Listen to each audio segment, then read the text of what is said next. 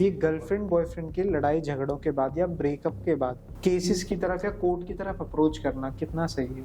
इससे आपको क्या फायदा? वो आपसे फिर भी शादी है, वापस तो आएगा नहीं। आपको रखेगा नहीं। इतना सब कुछ होने के बाद कौन रखेगा? ये दोनों के लिए सेम है। अगर लड़की ने प्रॉमिस किया लड़के को शादी का और वो चीट कर देती है तो लड़का भी केस कर सकता है। अगर लड़के को नहीं, लड़के के पास कोई राइट बस लड़की के पास है तो ये तो इनइक्वलिटी हो गई कि आजकल ऑनलाइन का प्रोसीजर बिना रोके ही चालान हो क्या जाता है। तो मान लो ऐसे कोई चालान को नहीं भरता है ऑनलाइन वाले को जो हो गया है तो उसमें क्या हो सकता है मैक्स? अगर चालान लेजिटिमेट है फिर तो आपको भरना ही पड़ेगा ना। हमारे देश में आजकल युवाओं को गांजा पीने की आदत बहुत ज्यादा लगी है, वीड।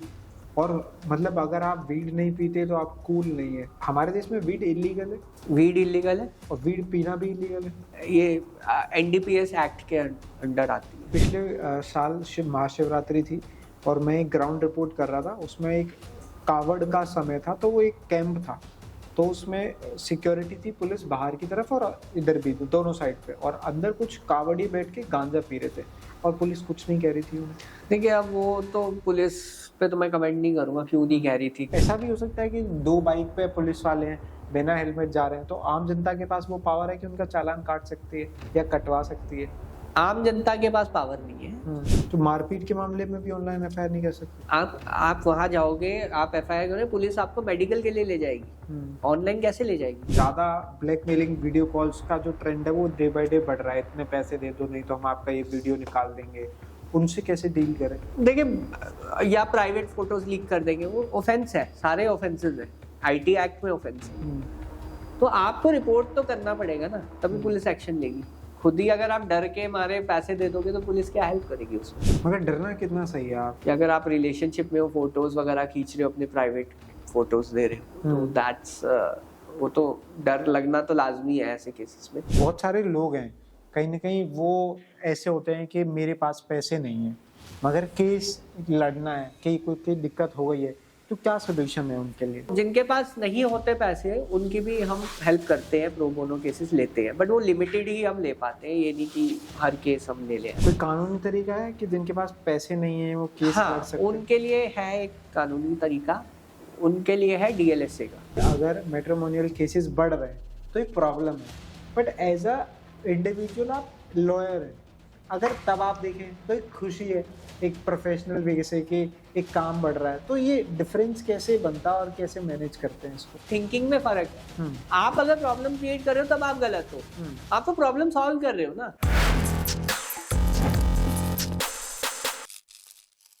जिंदगी सीधी नहीं है। अक्सर हमें जिंदगी में कभी न कभी कुछ ऐसी चीजों से गुजरना पड़ता है जिनको हम अपनी जिंदगी में लाना नहीं चाहते। जैसे कि हमेशा किसी न किसी परिवार में या पर्सनल तौर पर भी प्रत्येक व्यक्ति को कभी न कभी कोर्ट कचहरी के चक्कर लगाने ही पड़ते हैं।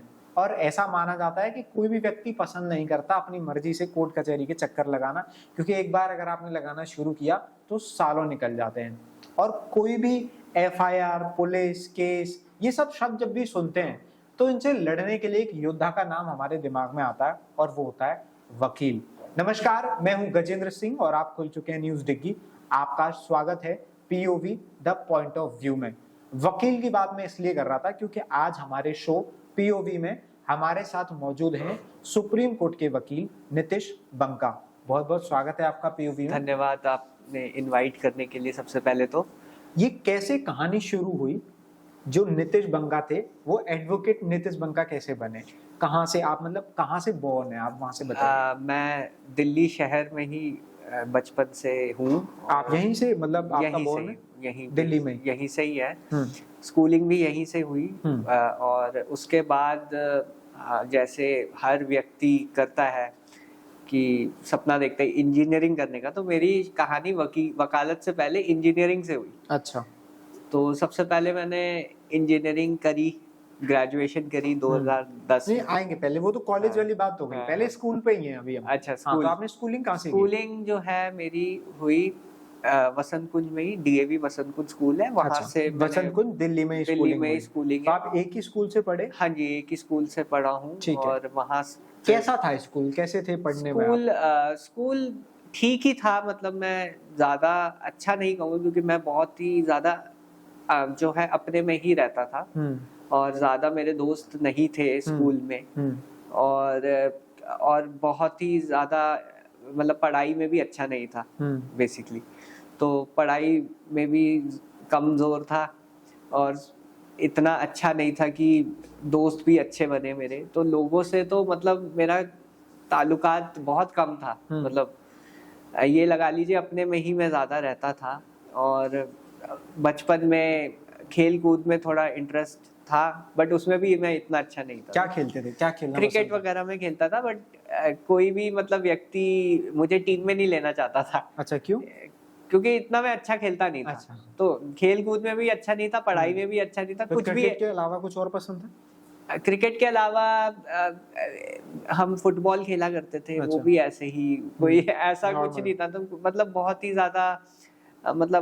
ज्यादा एवरेज था मैं पढ़ाई लिखाई में, खेल कूद में भी। वो करिकुलर एक्टिविटीज में जब जरूरत है तभी करा, पुश किया किसी ने तभी करा, नहीं तो अपने। तो पढ़ाकू थे आप स्कूल में? पढ़ाकू, पढ़ने की कोशिश करा करते थे, बट पढ़ाई में नंबर वगैरह कुछ इतना खास नहीं आते थे।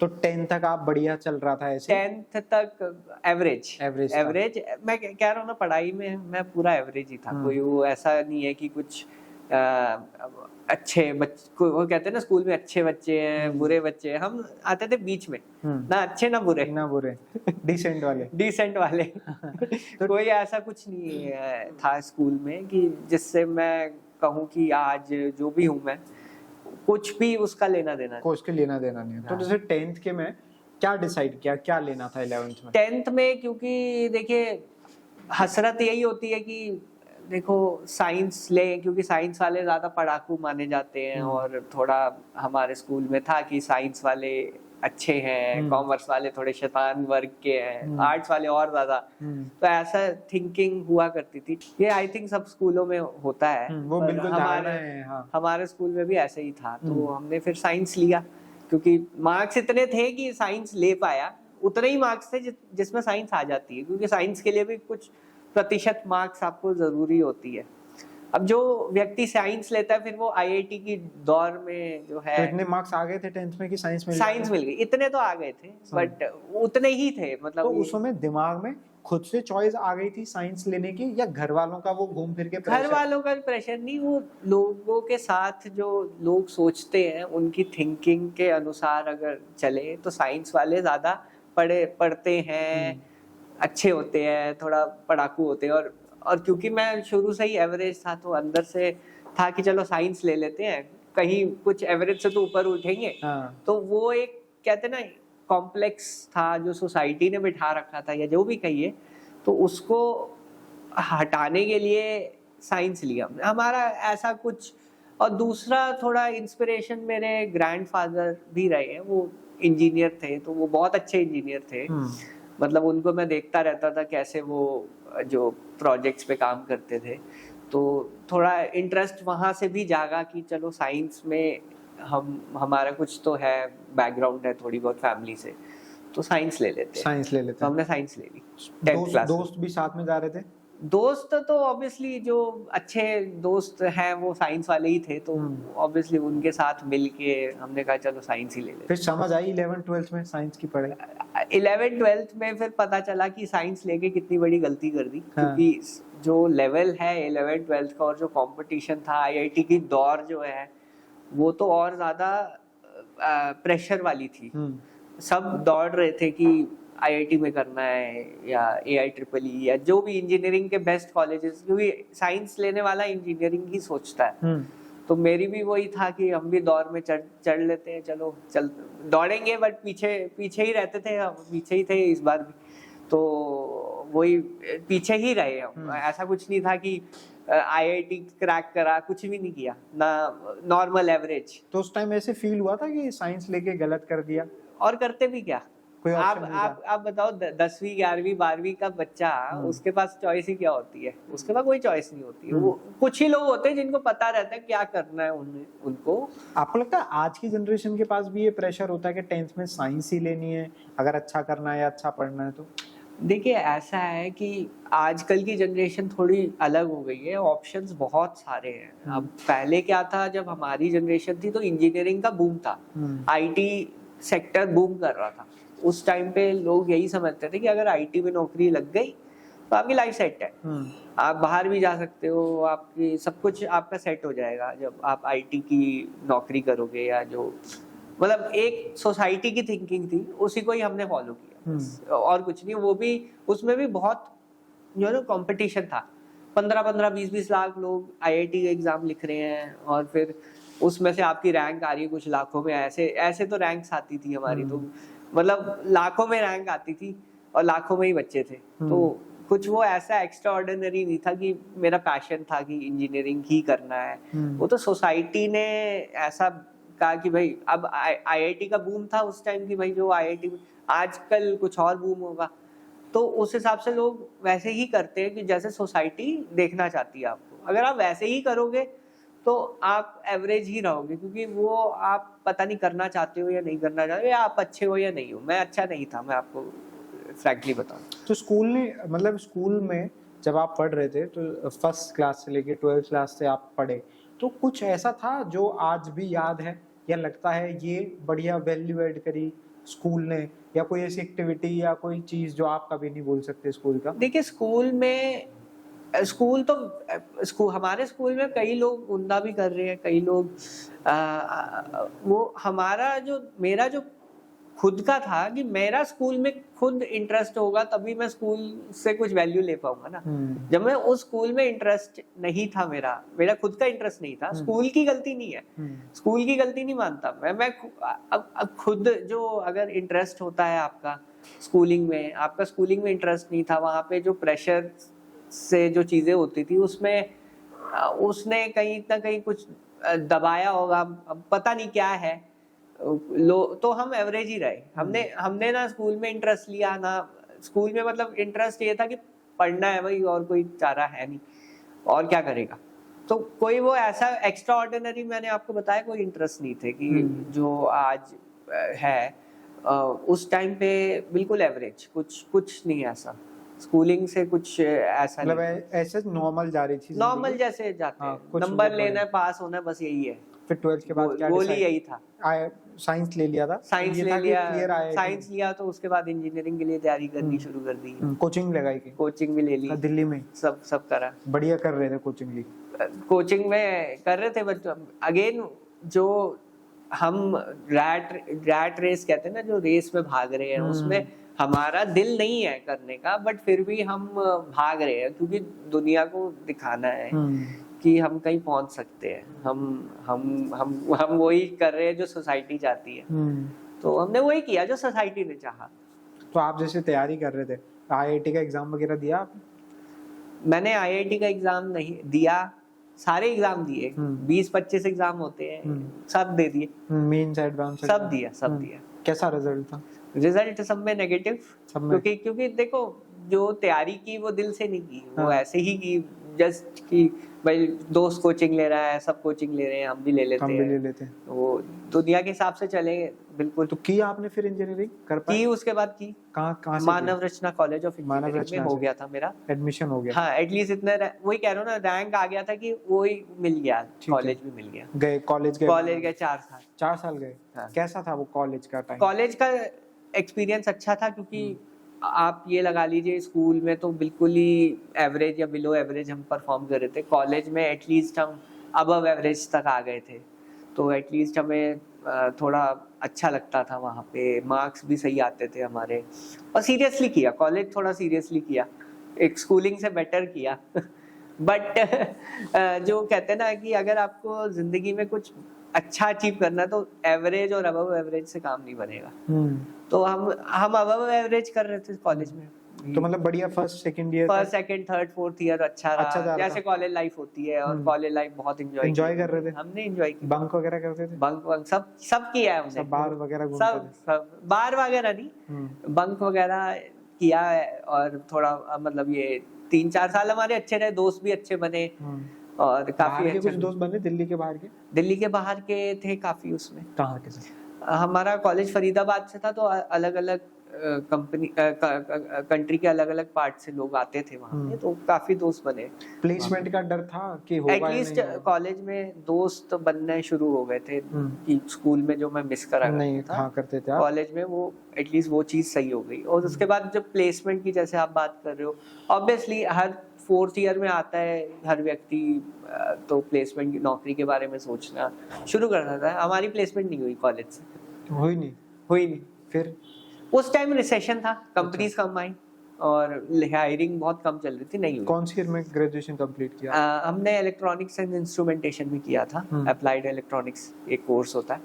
बट जॉब आप चाहे इलेक्ट्रॉनिक्स करो, कंप्यूटर साइंस करो, आपको आईटी में ही नौकरी चाहिए थी। कौन सी ईयर में पास आउट कर रहे थे आप? हमने 2010 में किया। 2010 में आप बीटेक पास कर रहे थे? बीटेक पास कर दी। ठीक है, उस टाइम फिर प्लेसमेंट नहीं हुआ तो आगे क्या सोचा था, फिर क्या करना है? प्लेसमेंट नहीं हुआ तो फिर ऑब्वियसली डिप्रेशन में आ गए, क्योंकि प्लेसमेंट नहीं हो रहा है भाई, क्या हो रहा है। फिर वही इतना बुरा लग रहा था कि प्लेसमेंट ही नहीं हो रहा, इधर उधर धक्के खाए। फिर पहली जॉब हमें मिली, कम पैसे थे। कैसे मिली? वो किसी के इंटरव्यू हुआ, रेफरेंस से इंटरव्यू हुआ, इंटरव्यू क्लियर किया और वहां पे जॉब लग गई। अब वो नौकरी जो थी वो बहुत कम रुपए की लगी थी, और हमें जो है दिल्ली, जो बंदा शुरू से दिल्ली में है उसको मुंबई सीधा शिफ्ट होना पड़ा। अच्छा। नवी मुंबई में मेरी जॉब लगी, और बहुत अच्छी कंपनी थी पर पे पैकेज कम था। और मैं क्योंकि दिल्ली में ही रहा हूँ शुरू से, और अचानक से बहुत बड़ा चेंज था, मुंबई जाना पड़ा। मना किया घर वालों ने कि मत जा? घर वाले नहीं मना करेंगे, घर वालों, मेरी मदर जो है वो ये कहती थी कि जो मिल रहा है स्टार्ट करो आप, ये नहीं कि नहीं दूर है ये सब मत देखो। या तो आप बहुत एक्स्ट्रा ऑर्डिनरी हो, तब तो आप सोच सकते हो कि आप जो है कुछ आपके पास चॉइसेस होती हैं। बट एक एवरेज व्यक्ति के पास जिसकी नौकरी नहीं लगी कहीं पे, जो शुरू से ही एवरेज ही परफॉर्म कर रहा है, उसको एक अगर अपॉर्चुनिटी मिलती है उसे ले लेनी चाहिए। बट आजकल की यंगस्टर्स को मैं देखता हूँ, दूर है, हम नहीं जा पाएंगे, सैलरी कम है, ये है वो है, इस तरीके के बहाने बना के बचते हैं। देखिए ऐसा है कि अगर आप एवरेज हो, आप रेस में भाग रहे हो, आप ये जान लो, आप नहीं लोगे तो कोई फर्क नहीं पड़ेगा किसी को। आप अगर जॉब नहीं ले रहे हो, आप अपने लिए नहीं ले रहे हो। दूर पास अगर आप देखोगे, या तो आप परफॉर्म करो, एक अबव एवरेज हो जाओ कहीं पे, कुछ आपके है। बट अगर आप बिल्कुल एवरेज हो, आप शुरू ही कर रहे हो, आपने इंजीनियरिंग भी करी है या कुछ भी कोर्स किया है, वो भी ठीक ठाक कॉलेज से किया है, एवरेज कॉलेज से, तो आपको जो है एक अपॉर्चुनिटी जो मिल रही है वो भी आपको मुश्किल से मिल रही है, तो आप क्यों छोड़ोगे उसे? तो आप वहाँ बॉम्बे चले गए? हम चले गए, बॉम्बे चले गए। बॉम्बे में हमने पूरा अपना सेटअप किया, नौकरी लग गई वहाँ पे। फिर हमने नौकरी दूसरी ढूंढना बंद नहीं किया। उस टाइम पे जो ज्वाइन करने के बाद दूसरी भी आप दूसरी भी ढूंढ रहा था मैं, क्योंकि मैंने कहा कि देखो अभी तो मैंने कर लिया। मैं शुरू में तो मन किया, मैंने अपनी मदर को बोला, मैंने कहा भाई वापस आ जाते हैं, क्या इतनी दूर, वही जो आप कह रहे हो कि इतनी दूर और पैसे भी कम है, खर्चा भी नहीं निकल रहा, उतना ही खर्चा पैसा मिल रहा है जितना हम वो कर रहे हैं, स्पेंड कर रहे हैं, तो क्या फायदा ऐसी नौकरी का भी। मेरी मदर ने कहा एक्सपीरियंस लो, तुम वहीं रहो, तुम्हें जब तक यहाँ नौकरी नहीं मिलेगी वापस नहीं आना है तुमने। तो फिर और कोई चांस ही नहीं था कि। तो मम्मी बहुत स्ट्रिक्ट है आपकी? नहीं, मेरी मदर बिल्कुल भी स्ट्रिक्ट नहीं है। वो आपको कुछ सिखाना चाहती थी? सिखाना इन द सेंस कि उनका ये था कि प्रैक्टिकल अप्रोच है, कोई वो ऐसा नहीं है। आजकल बहुत इम्प्रैक्टिकल लोग सोचते हैं, उनकी बहुत सीधी सी थिंकिंग है कि भाई जो अपॉर्चुनिटी मिल रही है लो उसे, दूसरी अपॉर्चुनिटी ढूंढो, दूसरी मिल जाती तो पहली को छोड़ो। एक चीज को शुरू तो करो। आप घर में बैठ के क्या करोगे? फिर डिप्रेशन में रहोगे, नौकरी नहीं मिल रही है, फिर कोसोगे। शुरू कर रहे हो आप, ठीक है, उस पे आपको इतनी खुशी नहीं है, वो आप नहीं चाहते हो, बट फिर भी आपको शुरुआत तो मिल रही है ना, वो तो करो। तो आपको बिल्कुल डाउन टू अर्थ सोचना पड़ेगा अगर आपको कुछ मतलब आगे करना है या कुछ भी चीजें करनी है। डाउन टू अर्थ सोच के ही करोगे ना, आपको सीधा कोई किंग नहीं बना देगा। कोई मुंबई ऐसी, में गए तो कैसा था मुंबई? मुंबई बिल्कुल अलग ही सिटी थी, वहाँ पे लोग भी अलग थे, लैंग्वेज भी अलग थी, तो बहुत प्रॉब्लम हुई एडजस्टमेंट में। फिर हम तो शुरू से घर में रहे हैं, तो वहाँ पे हॉस्टल की कोई लाइफ नहीं रही हमारी, तो हॉस्टल लाइफ जो होती है ना, वो कभी एक्सपीरियंस ही नहीं की। अब सारे पहली काम बार घर गए, बाहर गए? सारे काम खुद करने पड़ते थे, घर में तो कोई टेंशन ही नहीं थी काम करने की, तो वो तो बड़ा मेरे लिए चेंज था। तभी मैं वापस आना चाहता था कि नहीं होगा तो मतलब सारे काम खुद करना। मेरे वो साथ में कोई रहता था? रूम पार्टनर था, वो एमबीए कर रहा था, तो हमें एक पीजी, पहले तो वहाँ मुंबई में आपको अकोमोडेशन मिलना बड़ा मुश्किल है, बड़ी अकोमोडेशन देखी हमने, फिर एक अच्छा हॉस्टल सा मिल गया था हमें, 2 शेयरिंग पे था एक रूम हमारा, और ठीक ठीक ठाक हो गया, बट फिर भी मैं एडजस्ट नहीं कर पाया वहाँ पे रोज। मतलब वो था कि खाना बनाना खुद बनाना पड़ता? खाना टिफिन सर्विस ही बनाना तो आता ही नहीं था, तो बहुत ही प्रॉब्लम्स थी। तो वो तो 1-1.5 महीना मैं वहां रहा, तो 1.5 महीना में परेशानी था, कोई वो ऐसा खुशी नहीं हो रही थी कि नौकरी जो मिली है वो कि भाई चलो अब कमाने लग गए हैं। और पहली सैलरी से ही मैंने टीवी खरीदा, क्योंकि वीकेंड में कोई वहाँ फ्रेंड्स नहीं थे, कुछ नहीं था, तो किसको दीवारों को देखो, तो मैंने कहा टीवी तो एक ले, हम पहली सैलरी आई हमारी तो पहले टीवी खरीदा हमने, फर्स्ट सैलरी से टीवी। सिनेमा का प्रेम में, मतलब सिनेमा का नहीं है, बट टीवी देखने का, ये टाइम पास। बॉलीवुड देखते हैं? बॉलीवुड और मूवीज वगैरह। मतलब उस टाइम में बोरियत दूर करने के लिए देख रहे थे या बोरियत फिल्में देखना पसंद है? पसंद इन द सेंस कि आप कुछ है नहीं करने को तो आप टीवी देखते थे, तो मैं थोड़ा वही शौक है, तो टीवी का ही शौक था, like a typical average person. कोई वो पहले मैं किताबों में भी नहीं था, तो टीवी देखते थे, तो पूरा चलो टीवी देख लेते हैं। क्या देखते थे टीवी पे? टीवी में हम वहाँ पे मूवीज वगैरह जो भी आती थी, वो जो भी। कितने महीने आपने नौकरी करी? 1.5 महीना। 1.5 महीना उसके बाद छोड़ी नहीं। उसके बाद क्या हुआ, मेरा यहाँ पे हो गया HCL नोएडा IT में, और अच्छा खासी नौकरी लग गई, तनख्वाह भी अच्छी हो गई, और दिल्ली में। तब मैंने छोड़ी, क्योंकि तो वहाँ से मैंने अपनी मदर की एडवाइस वहाँ पे फॉलो की, तभी मैंने छोड़ी, और वहाँ से रिजाइन करा हमने, और फिर अब वापस दिल्ली आ गए। और मतलब, और मैंने आपको बोला था कि हम जो भी अपॉर्चुनिटी मिलती है उसे छोड़ो मत। उस अपॉर्चुनिटी का मुझे ये फायदा हुआ कि HCL में एक राउंड था ग्रुप डिस्कशन का, उस राउंड में बहुत टेक्निकल चीजों पे डिस्कशन होनी थी, वो मेरा स्किप हो गया, क्योंकि मेरे पास इस कंपनी का ऑफर लेटर था। तो मतलब अगर मैं ये नहीं ज्वाइन करता, मेरे को वो अपॉर्चुनिटी भी नहीं मिलती। तो वहां पे अब कह लो मिरेकल है या डेस्टिनी, कुछ ना कुछ मैं बिलीव करता हूँ कि वहां पे जैसे ही मेरा वो ऑफर लेटर था, उसकी वजह से मुझे वहां उस दूसरी कंपनी में फायदा हो गया, और जो मैं चाहता था वो फिर मेरे को मिलना शुरू हो गया, जैसे मुझे चाहिए था।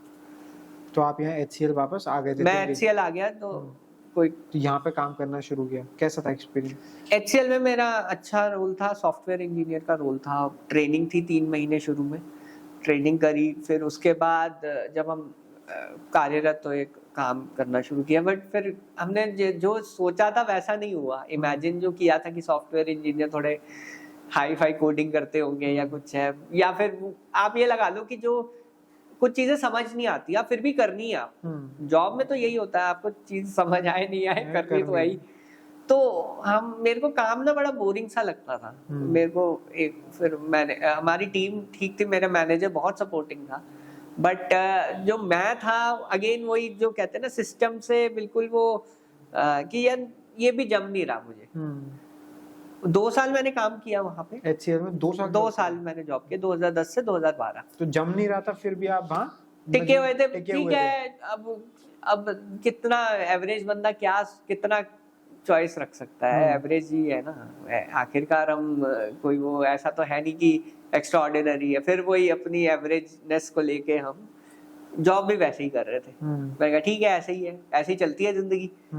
तो कोई HCL में कुछ ऐसा सीखा जो लाइफ में कभी आगे काम आए? HCL में देखिए, HCL जो अभी काम आ रहा है मेरे को, इतनी बड़ी ऑर्गेनाइजेशन है, और जो मैनेज होती है, कैसे मैनेज होती है, कैसे चलती है, वो चीज आज भी मेरे को हेल्प करती है। HCL से में मैंने IT स्किल्स सीखी जो आज भी मुझे काम आती है। तो ऐसा नहीं है कि वेस्ट है वहाँ 2 साल काम करना। वहाँ से स्किल्स सीखी हमने, आईटी की स्किल्स सीखी, वेबसाइट्स क्या होती है, फिर आपका एटलीस्ट सर्वर्स क्या होते हैं, ये सब चीज़ें जो बेसिक्स होती है आईटी स्किल्स, वो हमने वहाँ पे सीखी। तो जॉब छोड़ी या कैसे, क्या था मतलब? अब मैं बताता हूँ, अब हम मेरा फिर लॉ में इंटरेस्ट आ गया HCL के ड्यूरिंग ड्यूरिंग। कैसे आया? अब वो इंटरेस्ट ऐसे आया कि देखा कि लॉयर्स की लाइफ अच्छी होती है, लॉयर्स वही अगेन जो फिल्में देख के या मतलब देखा कि यार लॉयर्स, एक तो वो थोड़ा, हम जाते थे दिल्ली में घूमते हैं तो लॉयर्स का घर देखते, बड़े बड़े घर हैं, गाड़ियां हैं, मैं कहा यार ये सही है, लाइफ अच्छी लाइफ है।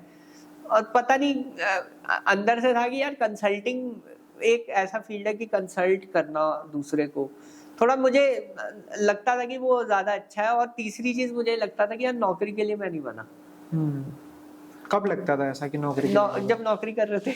नौकरी कर रहे थे। कई लोग कहते हैं कि नौकरी के अलावा करेंगे क्या। मुझे लगता था यार मैं नौकरी के लिए नहीं बना, मैं नहीं कर सकता, कर नहीं सकता मैं। तो उसी टाइम एडवोकेट से आप लॉयर से कहीं ना कहीं इंस्पायर हो रहे थे या हाँ, फैसिनेट हो रहे थे?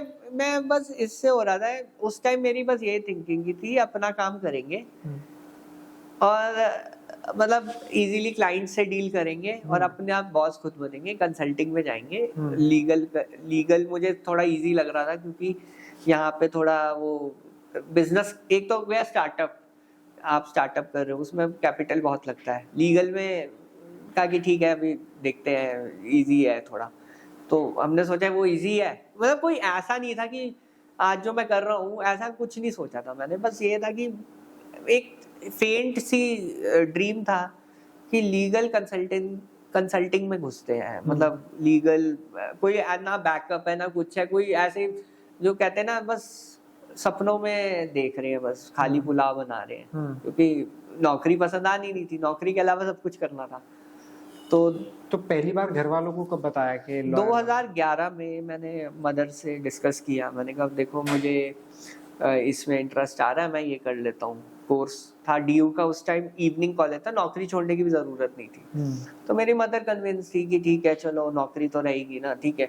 अब देखिए, अगर आप जो करना चाहते हो उसमें हार्डवर्क तो करना ही पड़ेगा। फिर वहां से मुझे इम्पोर्टेंस पता चली हार्डवर्क क्या होता है।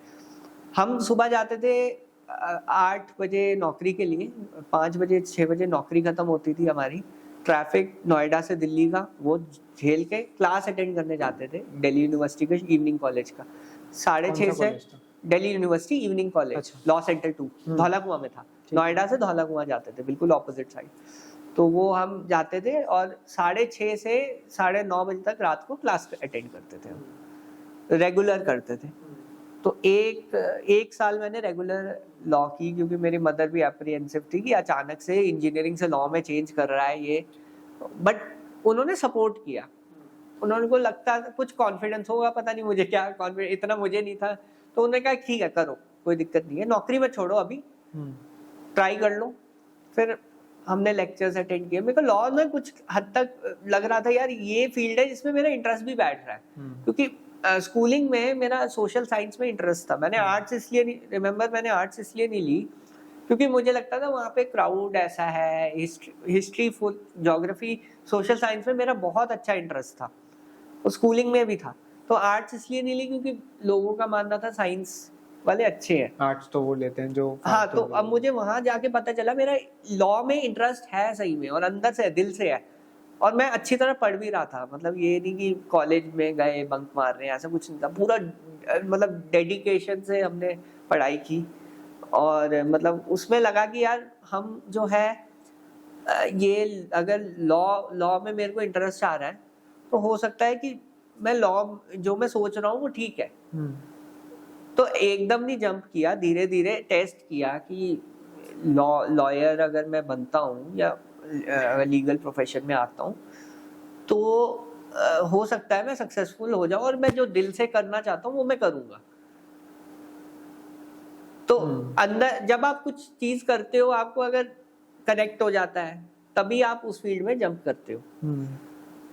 इससे पहले जो भी मैं कर रहा था सोसाइटी के हिसाब से कर रहा था, अभी जो मैं कर रहा हूँ एटलीस्ट फर्स्ट टाइम मुझे रियलाइज हुआ कि यार ये मैं करना चाहता हूँ सही में, इसमें इंटरेस्ट है मेरा। आप अब इधर देखिए दुनिया कैसे बदलनी शुरू हो गई। पहले तो दुनिया के हिसाब से चल रहे थे कि ठीक है लॉ HCL में जॉब लग गई, ये हो गया, अच्छा स्टेबल करियर है। अब मैंने दुनिया को जब बताया कि मैं लॉयर बनना चाहता हूँ, सब हैरान कि एक इंजीनियर अच्छा खासा IT में जॉब करने वाला लॉयर कैसे बन रहा है। वो तो सोच रहे पागल हो गया हूँ मैं। तो यहाँ पे आप ये लगा लीजिए कि दुनिया के हिसाब से जब चल रहे थे तब सही था, कोई नहीं कुछ बोल रहा था कि ठीक है IT जॉब है ये वो। बट जब हमने कहा कि बिल्कुल ऑपोजिट करियर स्विच कर देंगे, अब फिर कईयों ने कहा कि अपना करियर खराब कर लोगे, क्या कर रहे हो, पता भी है कितनी स्ट्रगल है क्या है, मतलब बहुत लोगों ने बहुत कुछ बोला उस टाइम। फिर मुझे कैसे डील कर रहे थे उन लोगों को? देखो लोगों से आपको डील नहीं करना, आप बात मत करो, बेस्ट है। उनको अपनी सक्सेस से जवाब दो। आपको कोई कुछ बोलता है हर्ट करेगा, बट अगर आप उसी में ही उसको एक्सप्लेन करने लग जाओगे, यू शुड नॉट एक्सप्लेन, क्योंकि वो एक्सप्लेनेशन उनको नहीं देनी है आपको, आपका कोई राइट नहीं है एक्सप्लेन कर। तो लॉ हमने इसलिए चूज किया क्योंकि मुझे पसंद है भाई। अब मैं हो सकता है कई सालों से गलत रास्ते में चल रहा हूँ और अचानक से मुझे कुछ पसंद आ गया तो मैं कर रहा हूँ। कुछ वो ऐसा नहीं है कि अंदर से वो ये है कि मुझे यही करना है या ऐसे। कई फील्ड्स टेस्ट करके अब सेटल होके फिर आप अनसेटल हो रहे हो एक तरीके से। लोग सोच रहे थे कि चलो हम अपना दूसरी जॉब में शिफ्ट कर रहे थे, लोग शादियां कर रहे थे, और यहाँ पे मैं करियर ही शिफ्ट कर रहा हूँ अपना।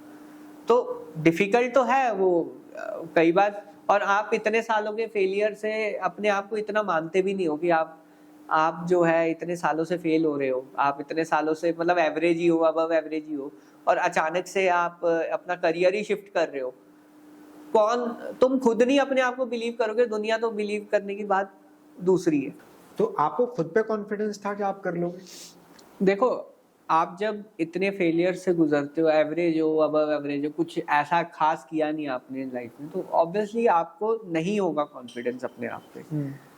पर इंट्यूशन कहते हैं हम, जब आप कॉलेज जाते हो, जब लॉ पढ़ते हो और अपने आप को इमेजिन करते हो 2-3 साल 4 साल बाद कि आप कोर्ट में केस लड़ रहे होगे और ये लीगल पॉइंट्स आप ले रहे हो, आपको मजा आ रहा है। एक तरीके से मुझे मजा आ रहा था, कोई ऐसा नहीं था कि मतलब दबदबा नहीं था, फोर्स नहीं लगा। हाँ ऐसा नहीं था कि पहली बार मुझे ऐसी कोई चीज लगी कि जिससे मेरे को मजा आ रहा है करने में और मैं कर रहा हूँ, बस कर रहा हूँ, ये नहीं देख रहा कि उसमें सक्सेस मिलेगी नहीं मिलेगी, पर मजा आ रहा था। तो हमने कहा चलो अच्छा है कि पहली बार कोई चीज कर रहा हूँ जो सोसाइटी के हिसाब से नहीं है, बिल्कुल ऑपोजिट है सोसाइटी की, और मजा आ रहा है करने में। दुनिया का कुछ क्या सही बात, मतलब आप नहीं फोकस कर रहे थे उन चीजों पे। मैं फोकस नहीं कर रहा था वो कि देखिए अब दुनिया के हिसाब से मैंने देख लिया। मैंने एक चीज ये भी नोट की कि दुनिया के हिसाब से चला तो एवरेज ही चल रहा हूँ, अपने हिसाब से एक बार चल के देख लेते क्या हर्ज है। ज्यादा से ज्यादा फेलियर मिलेगा, वो तो मिल ही चुका है, कितना और मिलेगा। अब 1 साल हमने किया ऐसे जॉब और कॉलेज साथ साथ, ठीक है। फिर मैंने कहा कि अब हम ट्रेनिंग लेंगे, तो उसके लिए नौकरी छोड़नी पड़ेगी। मतलब आप दिन में प्रैक्टिस करेंगे? इंटर्नशिप्स करेंगे। 2012 का टाइम था, 2011 में लॉ ज्वाइन की, 2012 का टाइम आ गया था, तो मैंने सोचा कि अब इंटर्नशिप्स करते हैं लीगल फील्ड में। क्या BA LLB कर रहे थे? क्या बीटेक LLB BE LLB कहते हैं। अच्छा BE LLB। तो बीटेक कर चुका था, 3 इयर्स का LLB कोर्स होता है। अच्छा 3 साल, क्योंकि आप ग्रेजुएशन के बाद LLB करते हो तो 3 साल का कोर्स। तो मैंने कहा अब हम इंटर्नशिप करेंगे, और अब आप जॉब 2 साल आपने अगर आपने जॉब कर ली तो आप एक वो कंफर्ट जोन में आ ही जाते हो, आपको हर महीने आ रहा है पैसा। सेविंग्स की मुझे पता था कि कभी ना कभी छोड़नी पड़ेगी और मैं एटलीस्ट खुद के खर्चे खुद उठा लूं, इतनी सेविंग कर लूं, वो उस टाइम तक हो गई थी। तो सेविंग्स कर ली थी, बैंक में पैसा भी था, और कोई लायबिलिटी, शादी वगैरह कुछ हुआ नहीं था तो कोई लायबिलिटीज भी नहीं है। तो मतलब लायबिलिटीज लेने से पहले मैंने ये स्टेप लिया। 24 साल की उम्र थी, घर वाले भी सोते नौकरी लग गई अब शादी कर लेते हैं, या बट अगर आप संतुष्ट नहीं हो तो ये सब आगे के जो लाइबिलिटीज है वो मत लो। पहले अपने आप को देखो कि आप उस चीज जो आप कर रहे हो वो खुशी दे रहा है आपको या नहीं दे रहा। क्या आप नौकरी में जबरदस्ती उठ के जा रहे हो या खुशी खुशी उठ के जा रहे हो? मेरा था जबरदस्ती उठ के आ जा रहा हूँ, जैसे मैंने स्कूल किया था या इवन कॉलेज। तो यहाँ पे लॉ करने में मेरे को जबरदस्ती महसूस नहीं हो रही, करना चाहता था। तो मैंने कहा यार अब मैं जो भी करूंगा ना वो जबरदस्ती वाला काम नहीं करूंगा। अगर मुझे लॉ करना है तो मैं फिर क्या करना है मुझे उसके बाद फिर नौकरी करनी है, वो नहीं करूंगा मैं। ये मैं क्लियर था डे 1 से। अब नौकरी नहीं करनी, अब नौकरी नहीं करूंगा, चाहे मैं लॉयर बनूंगा और नौकरी नहीं करूंगा, मतलब सेल्फ इंडिपेंडेंट प्रैक्टिशनर बनूंगा। इतना क्लैरिटी आ गई थी कि देखो नौकरी करके नौकरी करना बेवकूफी है। तो मैंने कहा नौकरी नहीं करनी है, क्योंकि नौकरी नहीं करनी इसलिए मैं लॉ कर रहा था। और लॉ में मेरा इंटरेस्ट जाग रहा था। लोग मुझे अजीब ही समझ रहे थे, बट ठीक है, मैंने कहा करते हैं, ये करते हैं। तो लीगल करियर मैंने शुरू कर दिया और मैंने सोचा अब मैं जाऊंगा तो लिटिगेशन में जाऊंगा। लिटिगेशन मतलब कोर्ट प्रैक्टिस, ये नहीं कॉर्पोरेट ज्वाइन कर लिया। कई बार आप दबाव में आ जाते हो कि जॉब कर लेते, कुछ साल जॉब कर लेते हैं। मैंने कहा नहीं, अब 2 साल है मेरे पास, 2 साल वैसे भी मेरे को जॉब मिलेगी नहीं लीगल फील्ड में एटलीस्ट, और 2 साल में जम के काम सीख लेता हूँ कि भाई अगर मेरे को लॉयर बनना है तो काम क्या करना होगा, पहले वो तो देखूं काम क्या करना होगा। तो मैंने कहा अब इसके लिए मेरे को नौकरी छोड़नी पड़ेगी। तो 2012 में मैंने रिजाइन दे दिया HCL से। अच्छा। और वो दिन था मैं डिप्रेशन में चला गया। क्यों?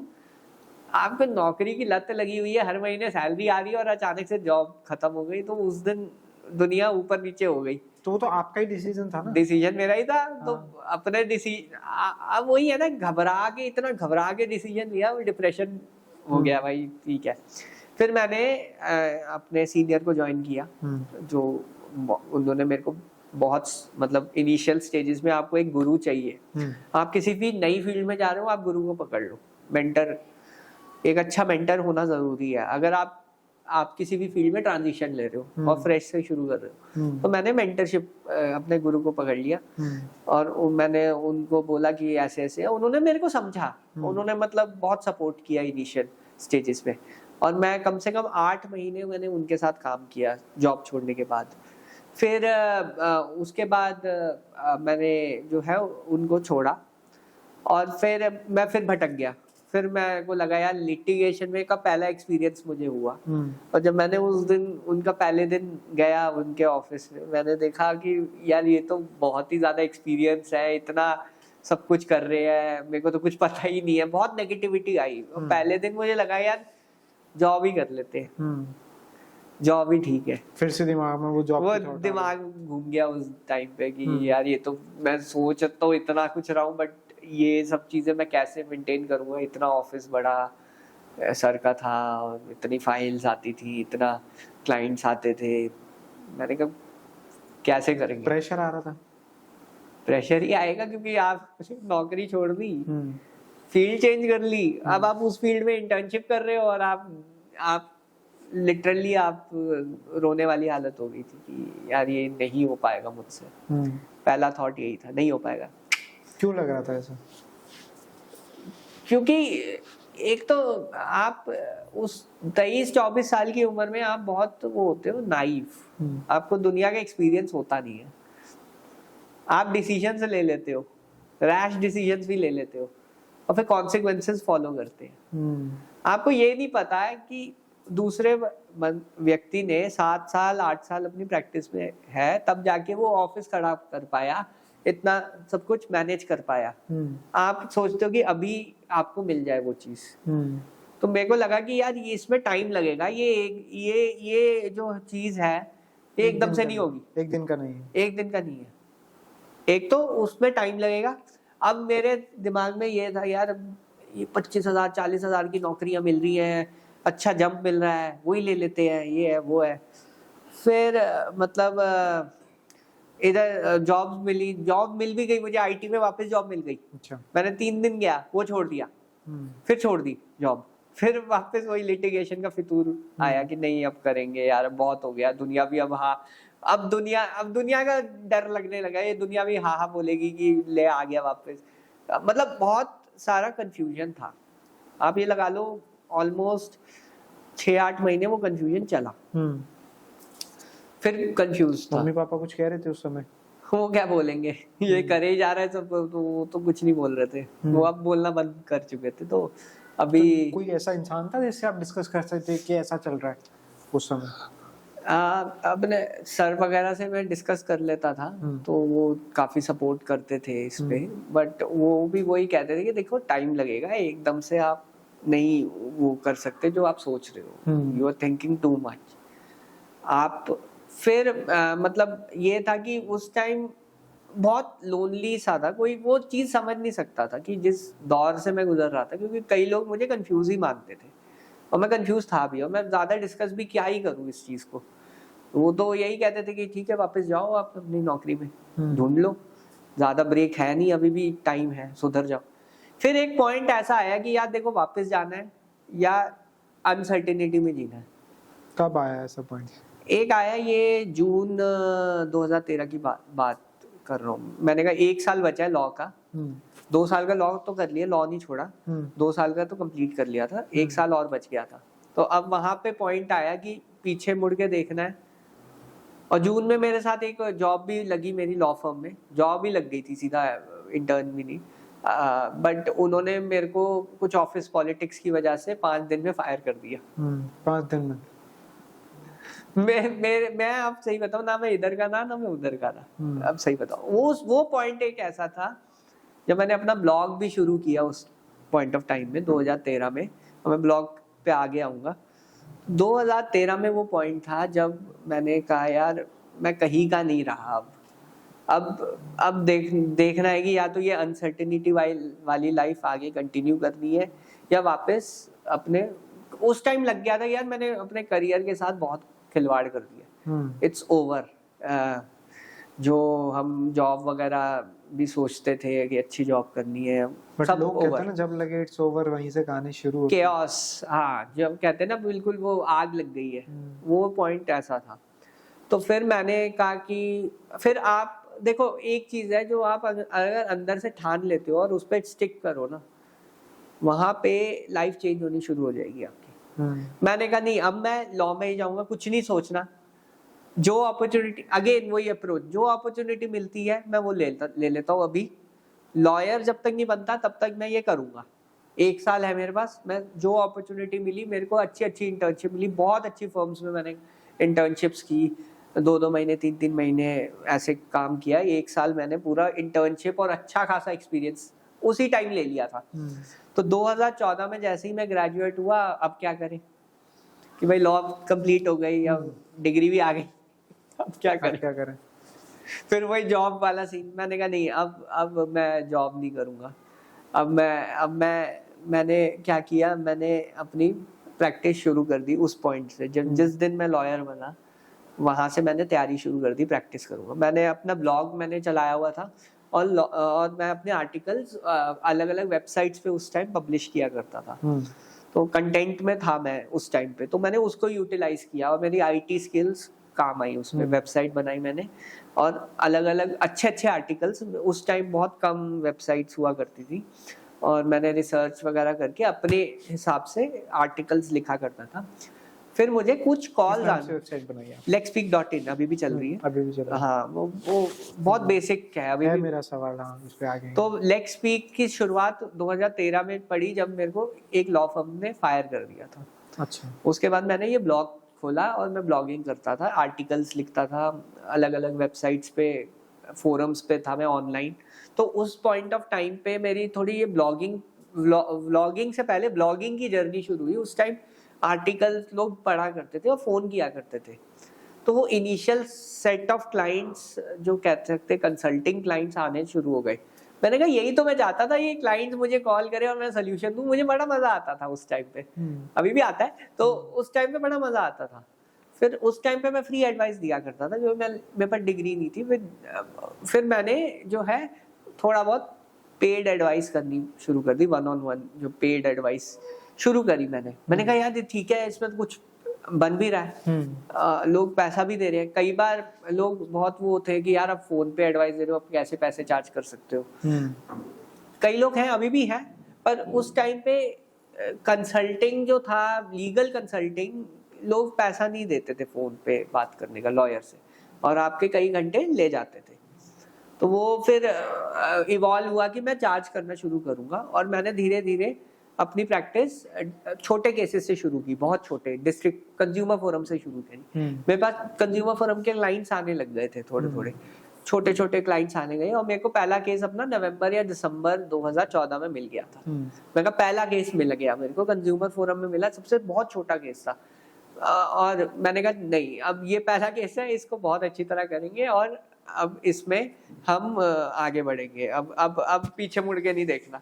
अब एटलीस्ट जो मैं सोच रहा हूँ कि मेरे पास थोड़े थोड़े क्लाइंट्स आ रहे हैं, आपकी शुरुआत 1 से 2 से 3 से होगी, उससे खर्चा नहीं निकलेगा आपका, बट आपको एक मोटिवेशन तो आएगी कि ठीक है, आप जो सोच रहे हो वो हो सकता है, किसी तरह मोटिवेशन आएगी, और आप एक बेस बना रहे हैं बिल्डिंग का। बिल्कुल। तो फिर मैंने थोड़ा आर्टिकल्स वगैरह लिखने, मैंने कहा यार आर्टिकल्स और शेयरिंग वगैरह से क्लाइंट्स आ रहे हैं, तो ये और बढ़ा दो काम।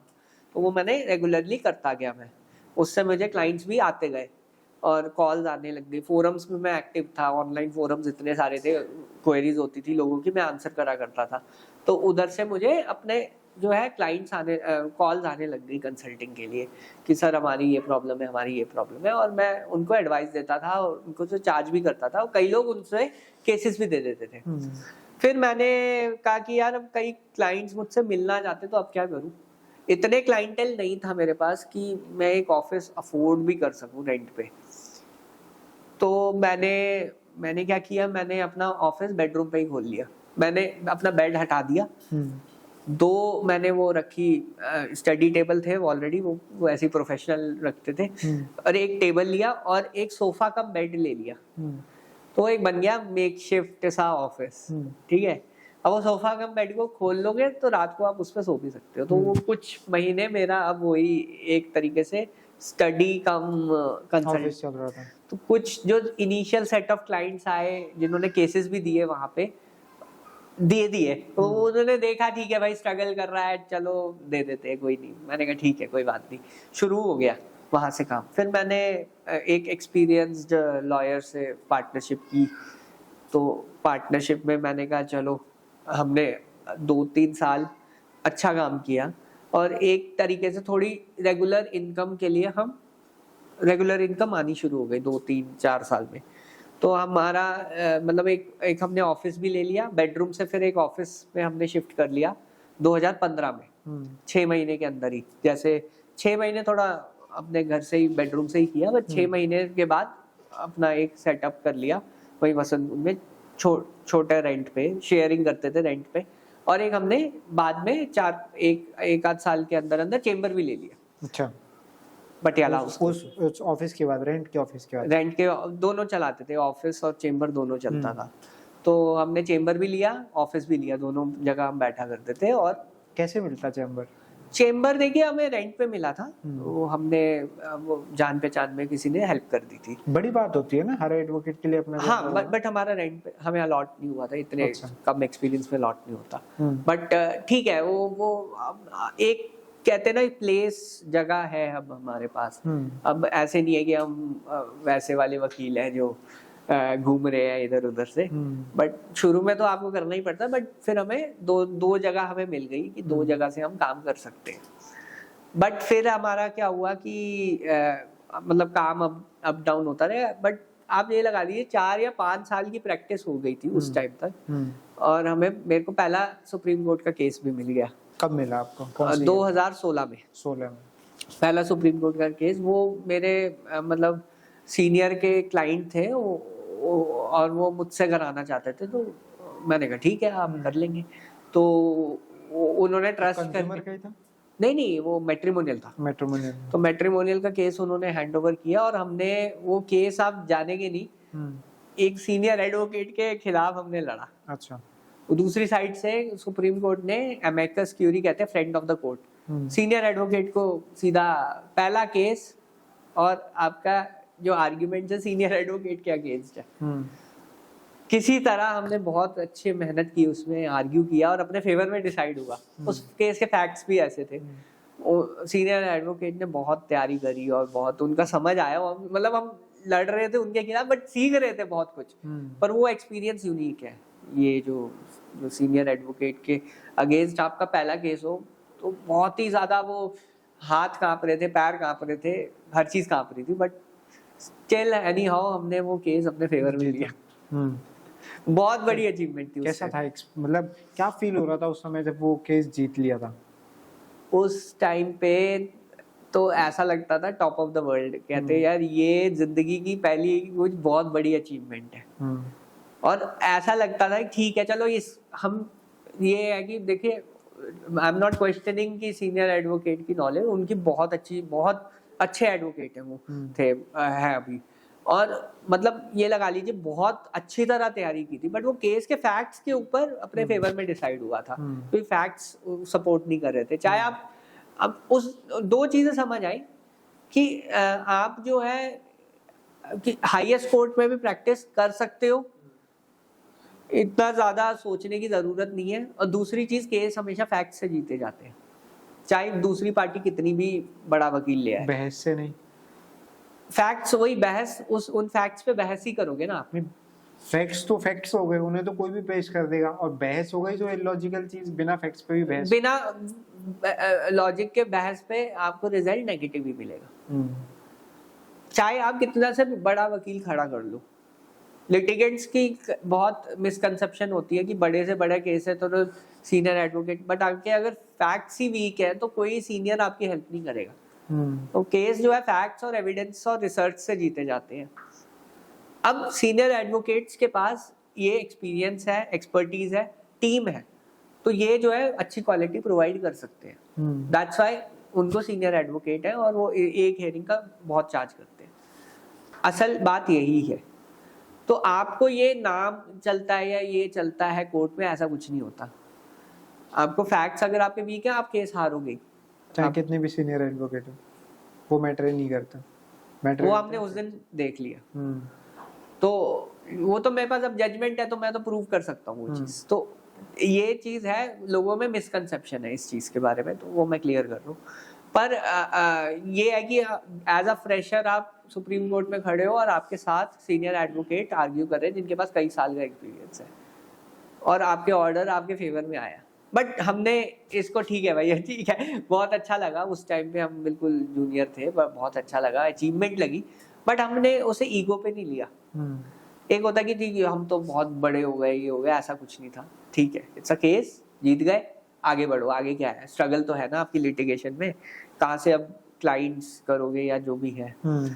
तो फिर हमारी पार्टनरशिप जो है नहीं चली, पार्टनरशिप टूट गई, और मैंने अपना ऑफिस वसंत कुंज में ही रखा, और उन्होंने फिर 2018 की बात है, उन्होंने फिर जो है मेरे पार्टनर ने सेम जगह रखा, चेम्बर ले लिया, तो हम सेपरेट हो गए, क्योंकि फिर हमारी बनी नहीं, मतलब 3-4 साल पार्टनरशिप चली, फिर खत्म हो गई। अच्छा, जैसे कहीं कोई विवाद होता है, कहीं कुछ टूट जाता है, तो लोग वकील के पास आते हैं, पर दो वकीलों के बीच में ऐसा होता है तो कहाँ जाते हैं? देखिए ऐसा है कि अभी आप देखोगे बड़ी फर्म्स होती हैं, उनके बीच में आर्बिट्रेशन एग्रीमेंट होता है, वो भी कोर्ट जाते हैं। अच्छा। हाँ, अभी आपने एक अमरचंद का देखा होगा, उसमें भी ऐसे हुआ था, तो वो आर्बिट्रेशन में रेफर करके सॉल्व करते हैं। तो उनका एग्रीमेंट होता है प्रॉपर, लॉ फर्म्स का, अगर बड़ी लॉ फर्म है तो एग्रीमेंट होता है। हमारी तो छोटा सा सेटअप था, तो हम तो सिंपली, बट वहां से मैंने ये देखा कि मेरे एटलीस्ट जो मेरे क्लाइंट्स थे वो मेरे साथ सेपरेट हो गए। तो अब नेक्स्ट स्टेप आया कि भाई अब अकेले हैं, अकेले करना है, पार्टनरशिप हो गई खत्म। अब जो जहाँ पे हेल्प चाहिए थी पार्टनर की उसने कर दी, बट वी एंडेड, ठीक है, जितना चलना था चल गया। अब मैं ऑल अलोन था, और वहाँ पे 2018 में थोड़ा डिप्रेशन सा भी आ गया कि यार अब अकेले है ये है, और मतलब फाइनेंशियली भी ठीक नहीं था उस टाइम पे। 2018 5 साल प्रैक्टिस में आप फाइनेंशियली फिर भी ठीक नहीं हुए, 4 साल प्रैक्टिस में, तो मैं कहा कुछ तो गलत हो रहा है, फाइनेंशियली भी कुछ नहीं हो रहा, स्ट्रगल भी बहुत है।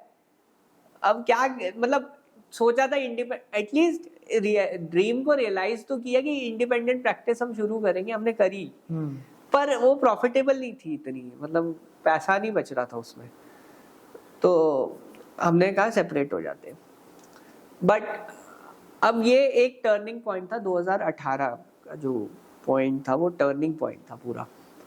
अब इंडिपेंडेंट होना है, इंडिपेंडेंट करना है, किसी की हेल्प नहीं लेनी, अपने आप पे करना है जो भी करना है आपको। आपका पार्टनर जो था हेल्प कर ली, जितनी करनी थी कर दी, अब आप ऑन योर ओन हो। तो उसमें फिर वही डर लगता है कि यार, फिर मैंने मतलब उस टाइम थोड़ा ये आप लगा लीजिए जियो का टाइम आ गया था, ब्लॉगिंग इतनी चल नहीं रही थी उस टाइम पे, जितने क्लाइंट्स पहले आया करते थे वो उतने नहीं आ रहे थे। मैंने फिर शुरू किया अपना मैट्रिमोनियल चैनल। आप लिख रहे थे उस टाइम पे भी? लिख रहा था ब्लॉग, अपने आर्टिकल्स तो मैं लिखता था, पर वो इतना अटेंशन आ नहीं रहा था उससे। तो मैंने फिर शुरू किया, ट्राई किया, अपना चैनल शुरू किया लेट्स स्पीक लीगल करके यूट्यूब पे, मैट्रिमोनियल के ऊपर। पहली वीडियो पोस्ट की और उसमें व्यूज आने लग गए, और लोग मतलब काफी पसंद कर रहे थे कंटेंट उसका। अब वहां से कंटेंट की जर्नी मेरी शुरू हुई। 2018 वो टाइम था जब मैंने यूट्यूब शुरू किया, जुलाई 2018। जीरो से शुरू किया, 0 सब्सक्राइबर्स, और धीरे धीरे करके 6 महीने में चैनल मेरा पिक करने लग गया। पहले 1000 सब्सक्राइबर 6 महीने में मैंने गेन कर लिए। अपने फ्रेंड्स का जैसे आप हम इंटरव्यू कर रहे हैं वैसे मैंने उस टाइम भी किया था शुरू, तो वो इंटरव्यू काफी वायरल हो गया था उस टाइम के हिसाब से। तो मेरे को मतलब काफी क्लाइंट्स मिलने लग गए, अलग अलग जगह के केसेस आने लग गए, और बिल्डर डिस्प्यूट भी मैं थोड़े देखने लग गया, तो बहुत बड़ा ग्रुप भी आ गया। तो मेरी फाइनेंशियल हालत ठीक होने लग गई उसके बाद से। तो कंटेंट में रेगुलर बनाता गया, और यूट्यूब की जर्नी मैंने शुरू कर दी। First 10,000 subscriber within 1 year मैंने अचीव कर लिया, और रेवेन्यू भी मुझे कॉन्स्टेंटली आता गया। वो क्लाइंट्स वगैरह जो डिस्कस, कंसल्टिंग को मैंने नहीं छोड़ा, उसका रूप बदल गया। आपको चेंज करना पड़ता है जब आप 4 साल आपने ब्लॉगिंग करी, अब हम ब्लॉगिंग या वीडियो यूट्यूबिंग पे आ गए, क्योंकि लोग अब कंटेंट कर रहे थे। तो उस चीज का मैंने पूरा फायदा उठाया, और आज तभी आप मुझे मैट्रिमोनियल लॉयर की तरह जानते हैं, क्योंकि मैं पिछले 4-5 साल से ये कंटेंट बना रहा हूँ। 2018 से लगातार चल रहा है। तो वहां से आपने यूट्यूबिंग शुरू करी, आपको ठीक ठाक रिस्पॉन्स मिलने लगा, आप वीडियोस बनाने लगे। तो आप मैट्रिमोनियल पे बना रहे थे? मैट्रिमोनियल पे क्योंकि मुझे ठीक ठाक रिस्पॉन्स मिलने लग गया, तो मैंने उसको छोड़ा नहीं। फिर वो मैं अब कंटिन्यूअसली बहुत डीप वीडियोस बनाता हूँ, और ऐसी नॉलेज दे रहा हूँ जो बहुत कम लॉयर्स देते हैं। आप पे भी करोगे तब भी नहीं मिलेगी, वो फ्री ऑफ कॉस्ट वो मेरा अवेलेबल रहता है। उसके बाद जो है मैंने 2021 में थोड़ा लिंक्डइन में भी फोकस किया। पेंडेमिक आया, पेंडेमिक में मैट्रिमोनियल केसेस शूट कर गए, तो उसका भी हमने बहुत फायदा मतलब लिया कि क्लाइंट्स काफी आए, इवन वुमेन क्लाइंट्स को भी हेल्प की हमने। तो मतलब आप ये लगा लीजिए वहां से हमारी कंटेंट की जर्नी शुरू हो गई। हस्बैंड साइड जो के केसेस हैं उस पर मैंने फोकस किया, और उस टाइम मेरी प्रैक्टिस अब स्टेबल होने लग गई। तो क्लाइंट्स मिल रहे थे, क्लाइंट्स मिलने शुरू हो गए, रेगुलर रेवेन्यू और इंक्रीज कर रहा था रेवेन्यू। तो वहां उसके बाद आप सुप्रीम कोर्ट में केसेस लड़ रहे थे? Supreme court all over India हम करने लग गए। कैसे? फिर मैंने टीम बनानी शुरू कर दी। कब, कौन सा ईयर था? 2019 से मेरा फर्स्ट एसोसिएट ज्वाइन किया। उसके बाद हमने इंटर्न्स रखे, और अभी हमारे पास 6-7 बंदे की टीम अभी है इधर। बाकी ऑल ओवर इंडिया हमारे कोलैबोरेशंस है। अच्छा। तो कहीं का भी केस होता है, हम क्योंकि ऑनलाइन है, कहीं से भी क्लाइंट कॉल कर सकता है। ऑनलाइन का ये एडवांटेज है, आप एक जगह के केसेस, कभी बोलते हैं ना वकील साहब आपकी सीट का है, वो क्वेश्चन ही खत्म हो गया। जब आप ऑनलाइन आप केस कंटेंट बनाते हो, कोई कहीं से भी कॉल करता है। हमने अभी आंध्रा, बॉम्बे हाई कोर्ट, राजस्थान, हर जगह से हम जो है क्लाइंट्स लेने लग गए थे, और कोलैबोरेशन करके उनके काम करवाते थे जो भी उनके प्रॉब्लम है। ऐसा हो सकता है कि कोई भी आदमी कहीं से भी अप्रोच करे, आप काम करा दो? ऐसा है, उनको भी पता है मैं दिल्ली से हूँ, अगर वो चाहते हैं मैं पर्सनली आऊँ, मैं आ जाऊंगा, वो भी करता हूँ मैं। कई क्लाइंट्स, सिलेक्टेड क्लाइंट्स के लिए करता हूँ। और कोई अगर बाहर आए तो उनके थ्रू हम करवाते हैं काम, वो हमारी हेडेक है। तो इससे हमारे को क्या हुआ, स्केल मिल गया कि पूरा इंडिया हम कैप्चर कर सकते हैं। तो कंटेंट बनाने का फायदा आपको ये मिल रहा था कि कहीं ना कहीं से भी कौन आपको जो केसेस हैं वो मिल रहे थे? कैसे कैसे केसेस आ रहे थे? Matrimonial mainly husband sides. 2020 में कोविड आता है, तो कोविड में किस कोविड तरीके में से? तो देखिए मैट्रिमोनियल केसेस और बढ़ गए। और सबसे बड़ा जो मैं कह रहा था ऑल ओवर इंडिया प्रैक्टिस है। मैं जामनगर गुजरात में अपीयर हो रहा था वीसी से, कर्नाटका हाई कोर्ट, हर जगह मैं अब दिल्ली से ही अपीयर हो सकता था। इतना हमें मतलब फ्लेक्सिबिलिटी मिल गई थी। तो कई लोगों के लिए खराब गया, बट जो ऑनलाइन थे उनके लिए अच्छा गया कोविड का पीरियड, क्योंकि हमें केसेस ऑल ओवर इंडिया से आते थे, केसेस बढ़ भी गए थे। और मतलब वो कहते हैं ना कि वो टाइम ऐसा था कि आप कहीं से भी कहीं पे भी अपीयर हो सकते हो, चेंज हो गया था। और मैं उस चेंज के लिए रेडी था, अब ये लगा लीजिए, क्योंकि मेरा कंटेंट ऑनलाइन था, सब कुछ ऑनलाइन ही था। तो सारी वकालत ऑनलाइन हो गई थी उस टाइम पे। एक तरीके से देखा जाए तो अगर एक आम नागरिक होके मैं सोचूं, एक सिनेरियो देखो सोसाइटी का कि अगर मैट्रिमोनियल केसेस बढ़ रहे हैं तो एक प्रॉब्लम है, बट एज अ इंडिविजुअल आप लॉयर हैं, अगर तब आप देखें तो एक खुशी है एक प्रोफेशनल वे से कि एक काम बढ़ रहा है। तो ये डिफरेंस कैसे बनता है और कैसे मैनेज करते हैं इसको? देखिए ऐसा है, आपको प्रोफेशनली डील करना है। एक क्लाइंट की प्रॉब्लम है, आप ही हो जो सॉल्व कर सकते हो, और कौन को सॉल्व करेगा? आप ही हो जो उसे बाहर निकाल सकते हो उस प्रॉब्लम से। आपकी सर्विस आपको करनी है। आप थोड़ी ना, देखो एक थिंकिंग में फर्क है। आप अगर प्रॉब्लम क्रिएट कर रहे हो तब आप गलत हो, आप तो प्रॉब्लम सॉल्व कर रहे हो ना। तो आपको तो हेल्प करनी है लोगों की, जितने लोग हों उतना अच्छा है। क्यों होते हैं ये, मतलब आपको क्या लग रहा था कोविड के बीच में इतनी देखिए क्या है कि लोगों का स्ट्रेस था, जॉब छूटने का स्ट्रेस था, फिर घर में कैद हो गए, स्ट्रेस लेवल तो बढ़ गए थे ना उस टाइम। और ऊपर से बीमार होने का स्ट्रेस अलग था। कई लोग, तो इस वजह से हस्बैंड वाइफ के बीच में फ्रिक्शन पैदा हो गया, उस वजह से ये केसेस बढ़े। तो अब आप इंस्टाग्राम पे भी कंटेंट बनाते हैं, कितने फॉलोअर हैं अभी आपके? इंस्टाग्राम की स्टोरी अलग है, वो 2,70,000 3 लाख फॉलोअर्स होने वाले हैं उसमें। कब आए आप इंस्टाग्राम पे? इंस्टाग्राम में तो अभी 6-8 महीने पहले मैं ज्यादा एक्टिव हुआ, कंटेंट बनाना शुरू किया। पर यूट्यूब से जो कंटेंट क्वालिटी क्लाइंट्स मिलते हैं वो इंस्टाग्राम में नहीं है उतना, उस लेवल के नहीं है। बट इंस्टाग्राम पे रीच मिलती है, रीच है और पॉपुलैरिटी मिलती है, लोग जानना शुरू कर देते हैं। तो वो शॉर्ट वीडियोस का कंटेंट जो है आज के टाइम में ज्यादा प्रचलन है, तो वो कैसे समझ आया कि ये करना चाहिए? देखिए ऐसा है, शॉर्ट कंटेंट 2021 से शुरू हुआ था। शॉर्ट्स हम लगा लीजिए 20 में शायद टिकटॉक था उस समय, 21 से मान लीजिए मोटा मोटा शुरू हो गया था, जब इंस्टाग्राम ने रील्स लॉन्च की। उस टाइम पे लोगों ने शॉर्ट्स बनाना बहुत ज्यादा शुरू कर दिया था। शॉर्ट कंटेंट की प्रॉब्लम क्या है कि आपका कनेक्ट नहीं बनता। अब अगर कोई व्यक्ति 15 मिनट की वीडियो देख रहा है आपकी, उसका कनेक्ट आपसे ज्यादा होगा, उसका जो है ना आपके माइंडसेट ही अलग होगा। शॉर्ट्स वाले का माइंडसेट अलग होगा, उसे जल्दी जल्दी चाहिए, इंस्टेंट। तो वकालत ऐसा प्रोफेशन है जिसमें आपको क्लाइंट से डीप रिलेशनशिप बनाने हैं। आप डीप रिलेशनशिप तभी बना पाओगे जब आप लॉन्ग फॉर्म कंटेंट बनाओगे। शॉर्ट फॉर्म कंटेंट मैं पर्सनली लाइक नहीं करता, चाहे मुझे इतना सक्सेसफुल उसमें मिला है, पर मैं खुद पर्सनली मैं नहीं लाइक करता शॉर्ट फॉर्म कंटेंट। पसंद नहीं है आपको? तो इसीलिए लगता है क्योंकि वो जोड़ नहीं पाता, बस जोड़ नहीं पाता है। और दूसरा एक तरीके से वो ठीक है, एक तरीके इंस्टेंट फेम कह लो वो है, उससे कोई फायदा नहीं है आपको।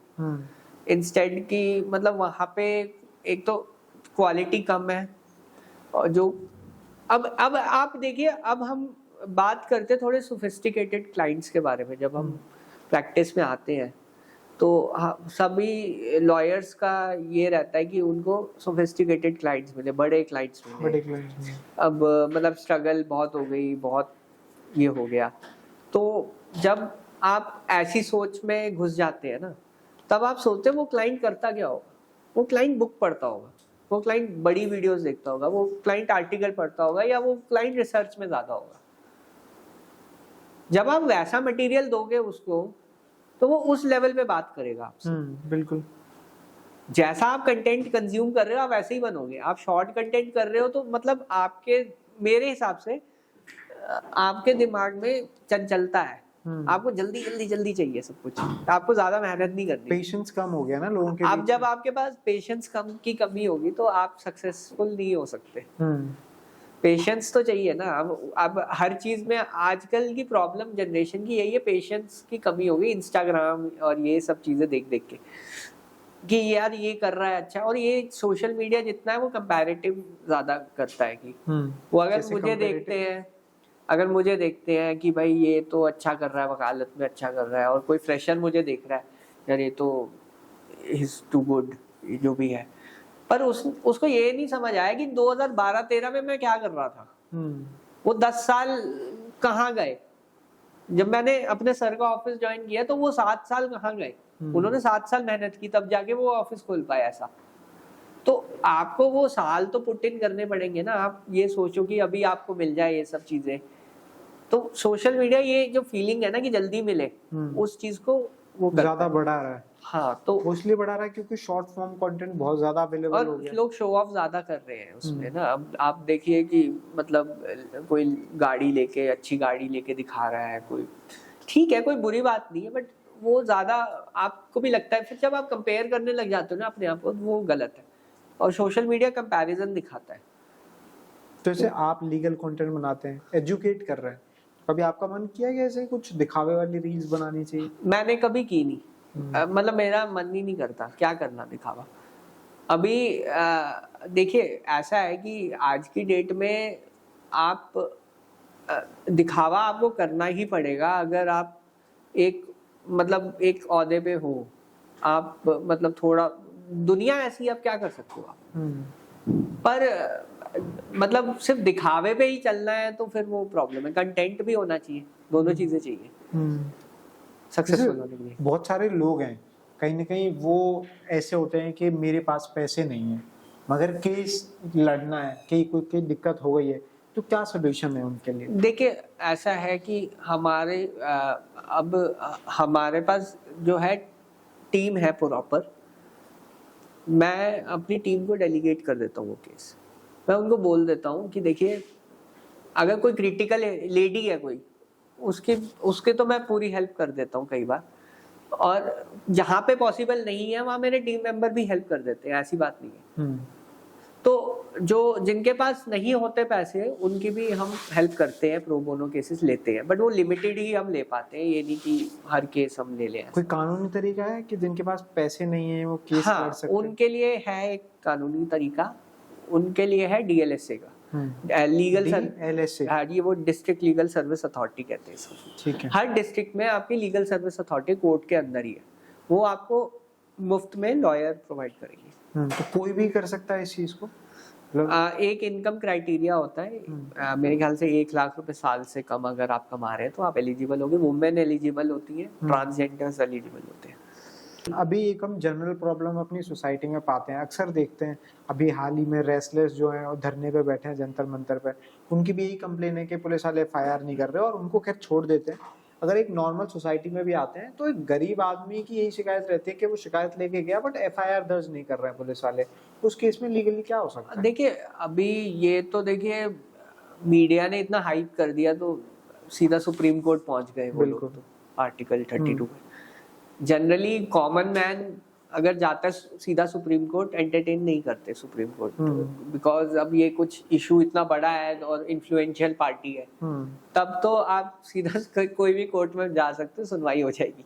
पर अगर एक कॉमन मैन है, उसके लिए रेमेडी है, प्रोसीजर है, उसके लिए है 156(3) CRPC का प्रोविजन है। अच्छा। वो सीधा मैजिस्ट्रेट कोर्ट में जा सकता है और अपना अर्जी दे सकता है कि FIR नहीं हो रही, एप्लीकेशन के लिए बोल सकता है। आज के टाइम में जैसे मतलब बहुत सारे युवा होते हैं, बाइक के चालान हो जाते हैं, मतलब ऑनलाइन चालान होने लग जाते हैं और पता नहीं लगता है, अचानक से चालान आ जाता है क्योंकि आजकल ऑनलाइन का प्रोसीजर बिना रोके ही चालान हो गया जाता है। तो मान लो ऐसे कोई चालान को नहीं भरता है ऑनलाइन वाले को, जो हो गया है, तो उसमें क्या हो सकता है मैक्सिमम? देखिए लोक अदालत लगती है हर महीने, आप वहाँ पे कोर्ट में सुनवाई होती है। अगर चालान नहीं है, ठीक नहीं है, तब तो आप वहां जाके अपना बता सकते हो। अगर चालान लेजिटिमेट है फिर तो आपको भरना ही पड़ेगा ना। लोक अदालत में थोड़ा कम पैसों में जो है वो हो और जाएगा। नहीं भरा इंसान ने, नहीं भरेगा तो फिर वो उसमें ट्रांसफर में प्रॉब्लम आएगी बाद में। किस चीज में? व्हीकल अगर ट्रांसफर करते हैं तो वो क्लियर होना चाहिए ना सारा चालान। तो मतलब सेल नहीं कर सकते, वो वहाँ प्रॉब्लम वहाँ पहले आप चालान पे करोगे फिर उसके बाद ही सेल कर तो पाओगे। वहाँ पे प्रॉब्लम आ सकती है। तो आजकल मतलब लोगों को साथ ही साथ कोर्ट से भी आपको नोटिस आ सकता है, डिपेंड करता है किस टाइप का चालान है उस हिसाब से। मतलब किस टाइप का चालान है? कोर्ट से नोटिस आ जाएगा आपको, उसके बाद क्या हो सकता है? कोर्ट आपको बुलाएगा कि भाई भरो चालान, नहीं तो फिर और पेनल्टी या पनिशमेंट हो सकती है। अच्छा, जैसे हमारे देश में आजकल युवाओं को गांजा पीने की आदत बहुत ज्यादा लगी है, वीड, और मतलब अगर आप वीड नहीं पीते तो आप कूल नहीं है। कुछ ऐसे सिंडिकेट्स भी बना दिए हैं, इंडिकेट्स बना दिए हैं कि आप ऐसा है। और हमारे देश में वीड इलीगल है, वीड इलीगल है और वीड पीना भी इलीगल है। है मगर मेडिसिनल यूज आप कर सकते हो, बट वैसे ओवरऑल इलीगल है। आप ये एनडीपीएस एक्ट के अंडर आती है। वीड, गांजा, ये सब, हेरोइन, ये सब इलीगल है। अभी पिछले साल महाशिवरात्रि थी और मैं एक ग्राउंड रिपोर्ट कर रहा था, उसमें एक कावड़ का समय था, तो वो एक कैंप था, तो उसमें सिक्योरिटी थी, पुलिस बाहर की तरफ और इधर भी दोनों साइड पे, और अंदर कुछ कावड़ी बैठ के गांजा पी रहे थे और पुलिस कुछ नहीं कह रही थी उन्हें। देखिए अब वो तो पुलिस पे तो मैं कमेंट नहीं करूंगा क्यों नहीं कह रही थी, क्या ऐसा क्यों है? देखिए अभी पुलिस एक्शन लेगी तो क्या होगा, वहाँ राइटिंग की सिचुएशन हो जाएगी, राइट्स कर देंगे लोग, तो दैट्स तभी जो है पुलिस एक्शन नहीं ले रही होगी, ये भी हो सकता है। बट आपको लगता है कि धार्मिक जगह पे और आप कावड़ लेने निकले, आप शिव भक्त हैं और आप पुलिस की निगरानी में आप इलीगल तो इलीगल है चीजें, वो अगर आप कवर कर रहे हैं तभी मीडिया, हम इस मीडिया को फोर्थ एस्टेट करते हैं। जब एग्जीक्यूटिव फेल हो जाती है, जब पुलिस मशीनरी फेल होती है, जब जो जुडिशरी फेल होती है, तब मीडिया ही है जो ये सब चीजें कवर करता है। इसलिए हम मीडिया को फोर्थ एस्टेट करते हैं, तो फिर ऑब्वियसली फिर एक्शन लेते हैं, जो भी करते हैं। अगर इलीगल चीजें पुलिस की निगरानी में होंगी तो ये गलत मैसेज नहीं जाता सोसाइटी? देखिए पुलिस रिफॉर्म के भी कई रिकमेंडेशन है कि रिफॉर्मेशन होनी चाहिए पुलिस में भी, और ये सब है, पर अभी देखेंगे तो कम हो गया है ये सब जो चीजें हैं, जितनी थोड़ी कम हो रही है पहले के मुकाबले, बट करप्शन कम हो रहा है, क्योंकि करप्शन एक मुद्दा है जो पहले बहुत ज्यादा था, अब थोड़ा धीरे धीरे थोड़ा वो सिस्टम बन रहा है। अब ये तो करप्शन का टॉपिक है, इस पे तो क्या ही हम अच्छा, पुलिस पे याद आते हैं, जैसे पुलिस आजकल आम वीडियोस आने लग जाते हैं, बिना बात के किसी को मारपीट करने लग जाती है, क्या करना चाहिए? देखिए मारपीट करते तो नहीं कर सकते ना, उनका कोई राइट नहीं है आपको मारपीटाई करना। आप अपनी एमएलसी कराइए, एफआईआर करवाइए, नहीं होती मैजिस्ट्रेट कोर्ट जा सकते हैं। मैजिस्ट्रेट कोर्ट में आप कह सकते हैं मेरे साथ ऐसे ऐसे हुआ, मैजिस्ट्रेट इंक्वायरी करेगा और उस पे एफआईआर होगी। लोग करते नहीं है, सोचते क्या कोर्ट कचहरी के चक्कर में पड़ना। आसान लड़ाई होती है, मतलब वो देखिए आसान लीगल बैटल कभी भी आसान नहीं होगी, पर आप अगर ऐसा नहीं है कि अगर आप स्टेप्स ही नहीं लोगे, कुछ नहीं करोगे तो कुछ नहीं होगा। फिर आप कहोगे कि यार ये सब करप्ट है, ये है, वो बोलना आसान है। जब तक आप कोर्ट नहीं आओगे अपनी समस्याएं सॉल्व करने, कोर्ट आपकी समस्याओं के लिए बैठा है ना। अगर आप कंप्लेंट ही नहीं करोगे कहीं पे तो फिर आप कैसे एक्सपेक्ट कर सकते हो? जब आप कंप्लेंट करोगे, अब मेरे एक केस था, इलीगल कंस्ट्रक्शन हो रही थी मेरे रिलेटिव के घर के ऊपर, तो वो डर रहे थे कि ये तो अच्छे खासे बिल्डर है, ये तो इन्फ्लुएंशियल है। मैंने कहा आप कंप्लेंट करो, देखो क्या होता है।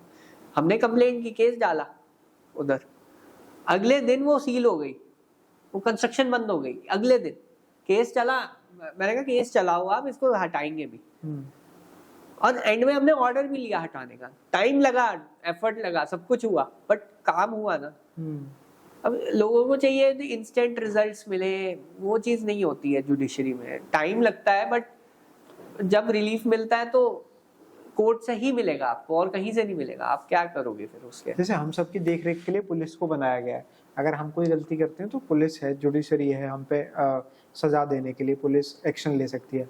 अगर आम जनता पुलिस को कुछ गलत करते हुए देखे तो क्या करना चाहिए? देखिए अगेन आप वीडियो बना दीजिए, आजकल मोबाइल तो सबके पास है, उसको आप अपने SHO DSP को आप फॉरवर्ड कर दो, वो लोग एक्शन लेंगे, नहीं लेते तो फिर कोर्ट जा सकते हो। प्लस ऐसा भी हो सकता है कि 2 बाइक पे पुलिस वाले हैं, बिना हेलमेट जा रहे हैं, तो आम जनता के पास वो पावर है कि उनका चालान काट सकती है या कटवा सकती है। आम जनता के पास पावर नहीं है। आप उसका जो भी उनके सुपीरियर ऑफिसर्स हैं उन पे कंप्लेंट कर सकते हो, पहला। दूसरा, अगर वो ऑफेंस कर रहे हैं तो आप मैजिस्ट्रेट कोर्ट भी जा सकते हो। अच्छा, सिर्फ पुलिस FIR पे क्राइम रजिस्टर नहीं होता, मैजिस्ट्रेट भी कॉग्निजेंस ले सकता है। मैजिस्ट्रेट के पास भी पूरी पावर होती है कि वो भी जो है अगर देखता है क्राइम हो रहा है तो वो रजिस्टर कर सकता है। जैसे पुलिस वाले के खिलाफ पुलिस में FIR करने जाएंगे तो वो तो दर्ज नहीं करेंगे। कोई बात नहीं, आप कंप्लेंट तो दे दो, आपके हिसाब से काम खत्म हो गया, आपको बस कंप्लेंट देनी है। ऑनलाइन FIR डाल सकते हैं? ऑनलाइन FIR वो थेफ्ट के केसेस में जो है, कुछ केसेस में होती है, हर केस में नहीं होती है। हर केस में नहीं होती, तो आपको लगता है लाना चाहिए हर केस में? देखिए क्या है कि कई चीजें ऑनलाइन नहीं कर सकते, क्योंकि देखिए अगर कोई सीरियस क्राइम है, आपका क्राइम है, थोड़ा रेप का केसेस है, आप ऑनलाइन कैसे रजिस्टर करोगे? कंप्लेनेंट को खुद आके रजिस्टर करानी है FIR। अगर कंप्लेनेंट FIR रजिस्टर कर रही है, एलिगेशंस, तो शिनाख्त होगी उसकी। हर चीज आज ही का इंसिडेंट है, मैं कोर्ट में गया था, कोर्ट ने वारंट इशू कर दिए थे, अरेस्ट वारंट। एक्यूज्ड जो पर्सन था, क्योंकि VC की फैसिलिटीज हैं कोर्ट में, VC से अपीयर हो रहे थे बैंगलोर से। अच्छा, जज साहब ने बोला मैं क्या करूँ अब इसका, आपके खिलाफ वारंट इशू है, आपको यहाँ आना चाहिए, अब आज बैठे हुए हो आप, कैसे मैं कार्रवाई करूंगा? उनके वकील साहब थे, वो बोले हम केस सेटल करना चाहते हैं, वो बैंगलोर से नहीं आ सकते। तब वो यही कह रहे थे कि वहां से लाने के लिए तो हमने पुलिस को बोला था NBW करो, नॉन अवेलेबल वारंट। कितना कन्वीनियंटली वो वहां से अपीयर हो रहे थे। तो जज साहब ने कहा कि ये क्या तरीका है? तो पर्सनल प्रेजेंस होना क्रिमिनल केसेस में जरूरी है। एक्यूज जब तक इधर नहीं आएगा, जो जिसके खिलाफ क्रिमिनल केस है, तब तक उसकी ना शिनाख्त हो सकती, ना उसका एग्जामिनेशन हो सकता है, कुछ भी नहीं हो सकता। तो मारपीट के मामले में भी ऑनलाइन FIR नहीं कर सकते? आप वहां जाओगे, आप FIR करोगे, पुलिस आपको मेडिकल के लिए ले जाएगी, ऑनलाइन कैसे ले जाएगी? तो जैसे FIR कर दी उसके बाद वो लेके जाए, उसके बाद देखिए हर क्रिमिनल सिस्टम में डिले का भी सीन रहता है। आपके जितनी डिले होगी, ऑपोजिट पार्टी को उतना एडवांटेज होगा। अब मैं बैठा हूँ बैंगलोर में, FIR दिल्ली में कर रहा हूँ, ठीक है, पुलिस अपनी इन्वेस्टिगेशन शुरू करेगी, आपको बैंगलोर से दिल्ली आने में ही 48 घंटे लग जाएंगे। डिफेंस काउंसिल ये प्ली ले लेगा कि इन्होंने सेल्फ मारा है अपने आप को, फिर क्या करोगे? तो कुछ चीजें इसलिए ऑनलाइन नहीं है क्योंकि वो हो नहीं सकती है। अब जब तक कंप्लेनेंट खुद नहीं बैठा है, FIR कर रहा है, शिनाख्त कैसे होगी कि इसने ही FIR की है या किसी और ने की है? ऐसा फेक कोई भी FIR कर देगा कहीं से भी बैठ के, और उसके वो चला जाए। शिनाख्त भी तो चाहिए ना उसकी, कि वो उसने साइन किए, लिखे हैं अपनी राइटिंग में, उस टाइम पे आए है। ऑफेंस होता है, ऑफेंस के बाद वो मर्डर देख रहा है, सपोज रोड पे मर्डर हो गया, उसके बाद मोबाइल से FIR करेगा, मोबाइल से कॉल कर सकता है, FIR थोड़ी ना मोबाइल से होगी, वो रिटर्न स्टेटमेंट उसकी रिकॉर्ड होगी। हर चीज ऑनलाइन नहीं हो सकती है, क्रिमिनल केसेस में ज्यादातर। जैसे आजकल ब्लैकमेलिंग के वीडियो कॉल्स वगैरह भी बहुत होने लगे हैं, क्योंकि जैसे हम ऑनलाइन बढ़ रहे हैं, हर चीज़ को डिजिटली ले जा रहे हैं, तो कहीं ना कहीं ज़्यादा ब्लैकमेलिंग वीडियो कॉल्स का जो ट्रेंड है वो डे बाय डे बढ़ रहा है। इतने पैसे दे दो नहीं तो हम आपका ये वीडियो निकाल देंगे। उनसे कैसे डील करें? और लोग डर के लाख लाख रुपए तक दे देते हैं। देखिए ऐसा है कि साइबर क्राइम का है, वेबसाइट्स ऑनलाइन जो अवेलेबल है, उधर आप ऑनलाइन कंप्लेंट कर सकते हो वहाँ पे, या अपने लोकल थाने में भी आप कर सकते हो, दोनों जगह आपके पास ऑप्शन है। तो देखिए, या प्राइवेट फोटोज लीक कर देंगे, वो ऑफेंस है, सारे ऑफेंसेस है, IT एक्ट में ऑफेंस है। तो आपको रिपोर्ट तो करना पड़ेगा ना, तभी पुलिस एक्शन लेगी। खुद ही अगर आप डर के मारे पैसे दे दोगे तो पुलिस क्या हेल्प करेगी उसमें? मगर डरना कितना सही है? आप मतलब लोग डर जाते हैं, एक्शन नहीं लेते, आप क्या कहेंगे? देखिए सबसे पहले तो वो चीज करो ही मत जो जिससे डर लगे। कि अगर आप रिलेशनशिप में हो, फोटोज वगैरह खींच रहे हो अपने प्राइवेट, फोटोज दे रहे हो, तो दैट्स वो तो डर लगना तो लाजमी है ऐसे केसेस में। सेकेंडली हेल्प लीजिए आप, पुलिस की तो हेल्प लीजिए, पेरेंट्स पे भी, मतलब आपकी एज अगर कम है तो पेरेंट्स की भी हेल्प लो आप। पर ये बहुत लोग डर के मारे बताते ही नहीं है किसी को। देखिए पैसे मांगेगा वो पैसे दे दोगे, 40,000 मांगेगा, फिर अगली बार फिर 40,000 मांगेगा, देते रहोगे क्या? आपको तो देखो अब जो है वो है, अब उससे कुछ नहीं कर सकते। आपको इस चीज को रिपोर्ट करना जरूरी है, आप ये सोचिए। डर के मारे कि उन पे ही सवाल खड़े हो जाएंगे, डर लगता है। ऐसा कुछ नहीं होता, वो ज्यादा सोचते हैं। मतलब जाते हैं तो आसानी से साइबर क्राइम में रिपोर्ट कर सकते हैं चीजों के लिए। हो जाती है। आजकल चेक बाउंस के केसेस भी बहुत ज्यादा आने लगे हैं। उसके लिए क्या होता है कि मतलब लोग डराते हैं एफआईआर हो जाएगी, ये हो जाएगा। एफआईआर नहीं होती, चेक बाउंस का ना अपना एक्ट है, वो उसे हम कहते हैं नेगोशिएबल इंस्ट्रूमेंट्स एक्ट। अच्छा, उसमें कंप्लेंट करने का प्रोविजन होता है। कौन कर सकता है? बैंक? नहीं, प्राइवेट चेक बाउंस आप किस कंटेक्स्ट में बात कर रहे हैं? मतलब जैसे मैंने आपको चेक दिया, वो बाउंस हो गया। हाँ, वो बाउंस हो गया, तो उसमें क्या कर सकते हैं? सबसे पहले लीगल नोटिस जाएगा, आपको कुछ समय दिया जाएगा पैसे वापस करने का, उसके बाद आप कंप्लेंट फाइल कर सकते हैं। कितना समय होता है वो? अराउंड 30 डेज के अंदर आप कंप्लेंट, नोटिस में 15 दिन का टाइम होता है, 30 दिन के अंदर आपको नोटिस देना है, फिर 15 दिन का टाइम होता है, फिर 30 दिन के अंदर आपको कंप्लेंट फाइल करनी है। मतलब अगर 45 दिन 30 दिन के अंदर कंप्लेंट नहीं करी तो उसके बाद कोई एक्शन? उसके बाद आप कर सकते हो, डिले आपको एक्सप्लेन करना पड़ेगा कि क्यों हुआ, क्या सीन रहा, क्यों डिले हो गया, वो हमें देखना ही पड़ेगा। जैसे बहुत सारे लोग हैं आजकल, कहीं ना कहीं बहुत सारे लोग एप्लीकेशन से लोन लेते हैं, कुछ लोग एजुकेशन लोन लेते हैं। अगर मान लो किसी भी तरीके का लोन है और वो पे नहीं कर पाते हैं, उस सीन में क्या हो सकता है? देखिए ऐसा है आजकल काफी, ये लोन के चक्कर में कई लोग अपना डाटा ब्रीच कर देते हैं, तो वो तो नहीं करना। आप लोन लीजिए तो प्रॉपर संस्था से लीजिए जो दे रही है, उसमें ऑब्वियसली चेकिंग होगी, बट ये लोग क्या करते हैं, आपसे कॉन्टैक्ट्स आपका सारा ले लेते हैं और फिर आपके रिलेटिव्स को भी कॉल करना शुरू कर देते हैं। तो ये काफी केसेस आए हैं, अभी ऐसे केसेस काफी सारे आए हैं जिसमें डेटा वसूली के लिए फोन किया और फिर लोगों ने सुसाइड तक कर लिया, क्योंकि वो कहीं ना कहीं ज्यादा प्रेशर क्रिएट कर देता है। वो उसको भी रिपोर्ट करना जरूरी है, आप रिपोर्ट कीजिए। आपके पास एक ही ऑप्शन है रिपोर्ट करने का, अगर आप रिपोर्ट कर देंगे फिर कोई दिक्कत नहीं है। कहीं ना कहीं हमें फाइट करनी चाहिए, वो वाला सीन बन जाता है, वो हम देखते ही। राइट। आप मैट्रिमोनियल कहीं ना कहीं केसेस ज्यादा देखते हैं। एक इंडियन सोसाइटी में ये केसेस दिन ब दिन कहीं ना कहीं बढ़ ही रहे, हजारों की तादाद में कहीं ना कहीं आज यहाँ पे ये हम देखते हैं कि डाइवोर्स के केसेस आ रहे हैं। तो बेसिक रीजन क्या लगता है जब आप ऐसे क्लाइंट्स को कंसल्ट करते हैं, डील करते हैं? देखिए आजकल ना टॉलरेंस कम हो गई है। अब आप और जो जनरेशन है, वुमेन साइड है, वो भी इक्वली क्वालिफाइड है, वर्किंग है, और पहले वाला जो फैमिली सिस्टम है उसमें चेंज आ गया, बहुत ज्यादा चेंज आ गया। आपसे 10-20 साल पहले टॉलरेंस ज्यादा थी, कुछ भी अगर आप छोटी चीज कर देते थे तो वो सॉर्ट आउट हो जाती थी। आजकल ईगो और टॉलरेंस कम हो गई है, इस वजह से ये वो बात कुछ होती नहीं है, वो इजीली सॉल्व हो सकती है, बट उसको खींच दिया जाता है।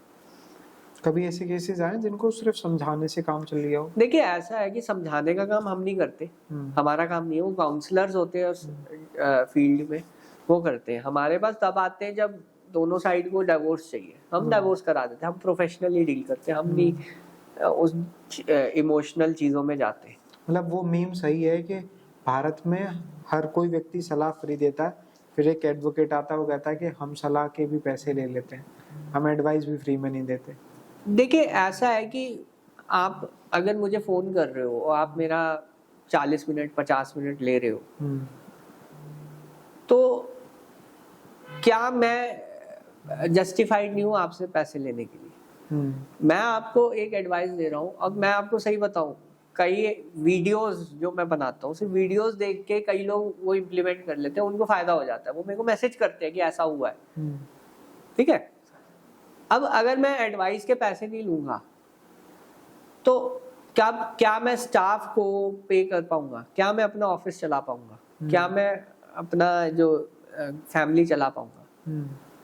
और ऐसे ही अगर मैं 10 कॉल्स ले लूँ पूरे दिन में, तब तो मेरा टाइम ही मेरा एसेट है, सबसे बड़ा एसेट। मैं टाइम को दे रहा हूँ आपको।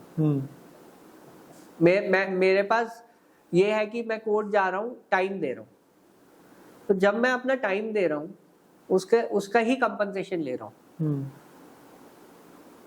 आपको लगता है वो जस्टिफाइड है? बिल्कुल, क्योंकि देखिए अगर मैं सपोज अपना 10 घंटे फ्री में दे दूं तो मैं अपना घर कैसे चलाऊंगा?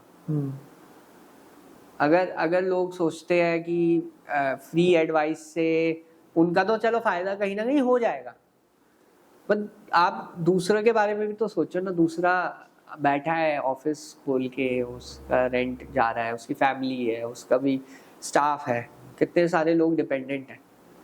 वो अगर ऐसे ही फ्री में एडवाइस देगा तो वहां पे आपका तो चलो फायदा हो जाएगा, बट दूसरे का तो नुकसान हो जाएगा ना। आज इंडियन जुडिशरी में करोड़ों केसेस है जो पेंडिंग है। क्या लगता है कैसे हम इसको जीरो पे ला सकते हैं? ला भी सकते हैं या नहीं ला सकते? देखिए जीरो तो पॉसिबिलिटी नहीं है, बट आजकल क्या हो रहा है, जैसे पुराने केसेस हैं उनमें थोड़ी जल्दी जल्दी सुनवाई हो रही है, 5 ईयर से ऊपर है, कई guidelines high court, honourable supreme court ला रहा है, ऐसे केसेस जल्दी से जल्दी सॉल्व हो और खत्म हो। तो ये काफी चेंज आया है। स्पेशली अब कोविड में देखिए कितना अच्छा वर्चुअल सिस्टम बना दिया था। चाहे कोविड हो रहा था, हेयरिंग्स हो रही थी, कोर्ट्स खुले थे, तो हमने कई हेयरिंग्स ऑनलाइन ही निपटाई है। तो ऐसी बात नहीं है, जुडिशरी अपने तरफ से कर रही है। बहुत अड़चन है, पॉलिटिक्स भी होता है कई चीज़ों में, जजेस की अपॉइंटमेंट में पॉलिटिक्स आप देखते हैं आए दिन, तो ये सब चीज़ों स्लो कर देती है। बट अभी देखा जाए सिस्टम ठीक है, अभी अब डिस्पोजल रेट अच्छा हो गया है आफ्टर कोविड। इवन कोविड के टाइम पे पेंडेंसी बढ़ गई थी, बट अब कम हो रही है धीरे धीरे। आप एक एडवोकेट हैं, जुडिशरी में कुछ ऐसा लगता है जो चेंज होना चाहिए? अभी समय की डिमांड है, कुछ ऐसा बड़ा चेंज? देखिए जजेस मेनली जो एडजर्नमेंट है वो इजीली ना दे, वो उस पे होना चाहिए थोड़ा। क्योंकि मैं देखता हूँ जब भी हम अपना तैयार होके जाते हैं सुबह, अभी वहां पे जाते हैं और पता चलता है जज साहब छुट्टी पे है। अब कई बार पता चलता है कि दूसरे साइड के काउंसिल नहीं आए या जो भी है, एडजर्नमेंट्स बहुत हो जाती है। तो वो एडजर्नमेंट्स को अगर कम कर दें और तब भी एक इस पे ही अगर हम फोकस करें तो शायद जो है जल्दी जल्दी केसेस खत्म हो सकते हैं। कहीं ना कहीं हम उसको कंट्रोल की तरफ ला सकते हैं कि हमें कैसे इनको धीरे धीरे चेंज करना चाहिए। आपको लगता है लोकल कोर्ट्स को भी थोड़ा जल्दी से, सालों साल जो खिंच जाते हैं केसेस, उनको थोड़ा जल्दी करना चाहिए? देखिए local courts, even local courts और हायर कोर्ट्स या सुप्रीम कोर्ट में आप देखेंगे पेंडेंसी बहुत कम हो रही है अब। जो पहले थोड़ी बढ़ गई थी, बट अब सिस्टम में चेंज आया। सिस्टम ही है, आप मैनेजमेंट, केस मैनेजमेंट, अभी बहुत अच्छा प्रोजेक्ट हुआ है कोर्ट ई कोर्ट्स का प्रोजेक्ट है, जिसमें सारे, जब आप एक ई कोर्ट ऐप से सारे अपने केसेस की प्रोग्रेस देख सकते हो। तो काफी सारी इनिशिएटिव जुडिशरी ले रहा है, ऐसी बात नहीं। मैं खुद लीगल सर्विस अथॉरिटी में था 2 साल से, तो मैंने बहुत करीब से देखा है ये सब चीजें, जो चेंजेस है। आपको लगता है पॉलिटिक्स जो है जजेस की कहीं जो सिलेक्शन है उसको इम्पेक्ट करती है? पॉलिटिक्स, देखिए मैं उस पर कमेंट नहीं करना चाहता, मेरे को आइडिया नहीं है इस पे कि पॉलिटिक्स कितना है सिलेक्शन में, वो मेरे को आइडिया नहीं। फिर भी अभी आपको लगता है कि मतलब हमारे देश में थोड़ा रिवॉल्यूशन की ज़रूरत है जुडिशरी सिस्टम में, अगर हमें बहुत सही वे की तरफ आगे बढ़ना है तो? देखिए जुडिशरी अपना काम कर रही है, ऐसी बात नहीं है। अब बहुत अच्छी जुडिशरी, इंडिपेंडेंट जुडिशरी है अपने देश में, होना भी ऐसा ही चाहिए। ओनली जो चीजें हैं कई हर एक सिस्टम में इम्प्रूवमेंट की जरूरत होती है, वैसे ही जुडिशरी है। अगर जुडिशरी में काम ज्यादा हो रहा है या कम हो रहा है, उसमें कोई ना कोई सिस्टम की कुछ होगा, तो वो सिस्टम को इम्प्रूव करने की कोशिश कर रहे हैं। ऐसा नहीं है, मैं बहुत पॉजिटिव हूँ जुडिशरी के लिए। अब धीरे धीरे चीजें ठीक हो जाएंगी। आगे का क्या है आपका, क्या करने वाले हैं आगे? मैं देखिए अभी तो फिलहाल तो मैंने अपनी फर्म थोड़ी बड़ी करनी है, अच्छा क्लाइंट्स वगैरह, थोड़ा वो उस पे फोकस है। साथ साथ मैं थोड़ा अभी लॉयर्स के लिए भी बहुत कुछ करना चाहता हूँ, जो हमारे यंग जनरेशन आ रही है, उनके लिए कोर्स, या मैंने कोविड के टाइम पे वर्चुअल इंटर्नशिप शुरू की थी। अच्छा। काफ़ी 1000 लॉयर्स उस इंटर्नशिप प्रोग्राम में उन्होंने अटेंड किया कोविड के टाइम पे, क्योंकि उनको इंटर्नशिप नहीं मिल रही थी, तो मैंने शुरू कर दिया था। तो लॉयर्स के लिए भी कुछ ट्रेनिंग या कुछ ऐसा मेरा है विचार करने का। और साथ साथ जो अपनी फर्म है वो प्रैक्टिस थोड़ी अच्छी तरह और अच्छी करने के लिए, वो ही है मेन 2 एम है, उससे ज़्यादा हम रखते नहीं। बट एटलीस्ट जो पहले कन्फ्यूजन था वो ख़त्म हो गया। मतलब अब एटलीस्ट मेरे पास जो अभी क्लाइंटेल आ रहा है वो बहुत अच्छा है, और जैसे ड्रीम होता है वो ड्रीम अचीव, मतलब मुझे लगता है कर लिया मैंने। जो मैंने सोच के लॉ में आया था और आज जो मैं कर रहा हूँ वो वर्थ है। स्ट्रगल, अगर आपको लगता है कि स्ट्रगल है लॉ में, वो वर्थ है स्ट्रगल। मैं 5 साल 6 साल आप स्ट्रगल कर लो, पर जब आपको वो सक्सेस मिलेगी, एक पॉइंट आएगा जहां आपको लोग जानेंगे, जहां आप लोगों की मदद कर सकते हो, जहां अपनी टीम की हेल्प कर सकते हो, आप लॉयर्स को हेल्प कर सकते हो, तो वहां पे आपको समझ आएगा कि यार अब एवरेज की जो, जब हम एवरेज हुआ करते थे वो खत्म हो गया, अब एवरेज भी खत्म हो गया, वो अब आप एक्सेलेंस की तरफ जा रहे हो। तो जब आप एक्सेलेंस की तरफ जाते हो ना, तब आपको लगता है यार आप कुछ कर रहे हो। तो वो लाइफ में एक पॉइंट आपको चाहिए कि आप एक एक्सेलेंस की तरफ जा रहे हो, जहां आपको दुनिया जानने लग जाएगी थोड़े टाइम में। तो वो चीज, ये गर्लफ्रेंड बॉयफ्रेंड के लड़ाई झगड़ों के बाद या ब्रेकअप के बाद केसेस की तरफ या कोर्ट की तरफ अप्रोच करना कितना सही है? देखिए ऐसा है कि इसमें फेक प्रॉमिस टू मैरी के केसेस बढ़ जाते हैं। लड़की एलेज करती है कि इसने मेरा फायदा उठाया है और शादी का वादा किया है। देखिए इससे कुछ होगा नहीं अचीव, उल्टा ये होगा कि आप कोर्ट के, आपको भी चक्कर काटने पड़ेंगे, जो बॉय साइड है वो शायद अरेस्ट भी हो जाए। इससे आपको क्या फायदा? वो आपसे फिर भी शादी है, वापस तो आएगा नहीं, आपको रखेगा नहीं। इतना सब कुछ होने के बाद कौन रखेगा? वो ये कहेगा ठीक है मैं जेल में हूँ, ठीक है कोई बात नहीं। बट ये सब चीजें तो बहुत ही जो है ना कमजोर दिमाग की उपज है। अपना ब्रेकअप को आप करो, एक पार्ट है ये भी लाइफ का। आप फेलियर्स को एम्ब्रेस कर सकते हो।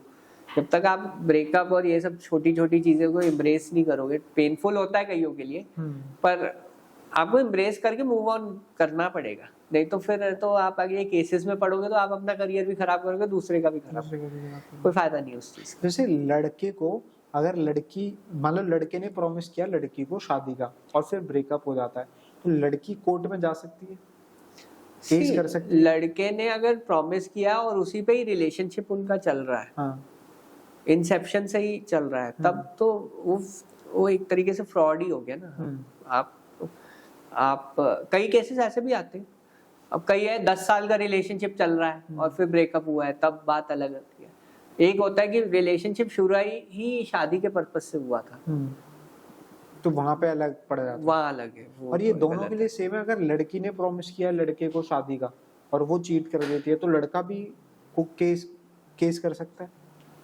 लड़का केस कर सकता है?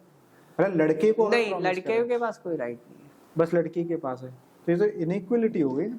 देखिए ऐसा है कि अभी आप एक चीज बताइए कि जो इनइक्वालिटी कैसे हुई? क्योंकि लड़की का राइट्स अलग है, लड़के के राइट्स अलग है। मतलब हम ऐसा क्यों सोच रहे हैं कि सिर्फ लड़का प्रॉमिस करके धोखा दे सकता है? लड़की भी तो वो भी होता है, पर लॉ जो है, रेप का जो लॉ है वो तो फीमेल वाला ही है ना।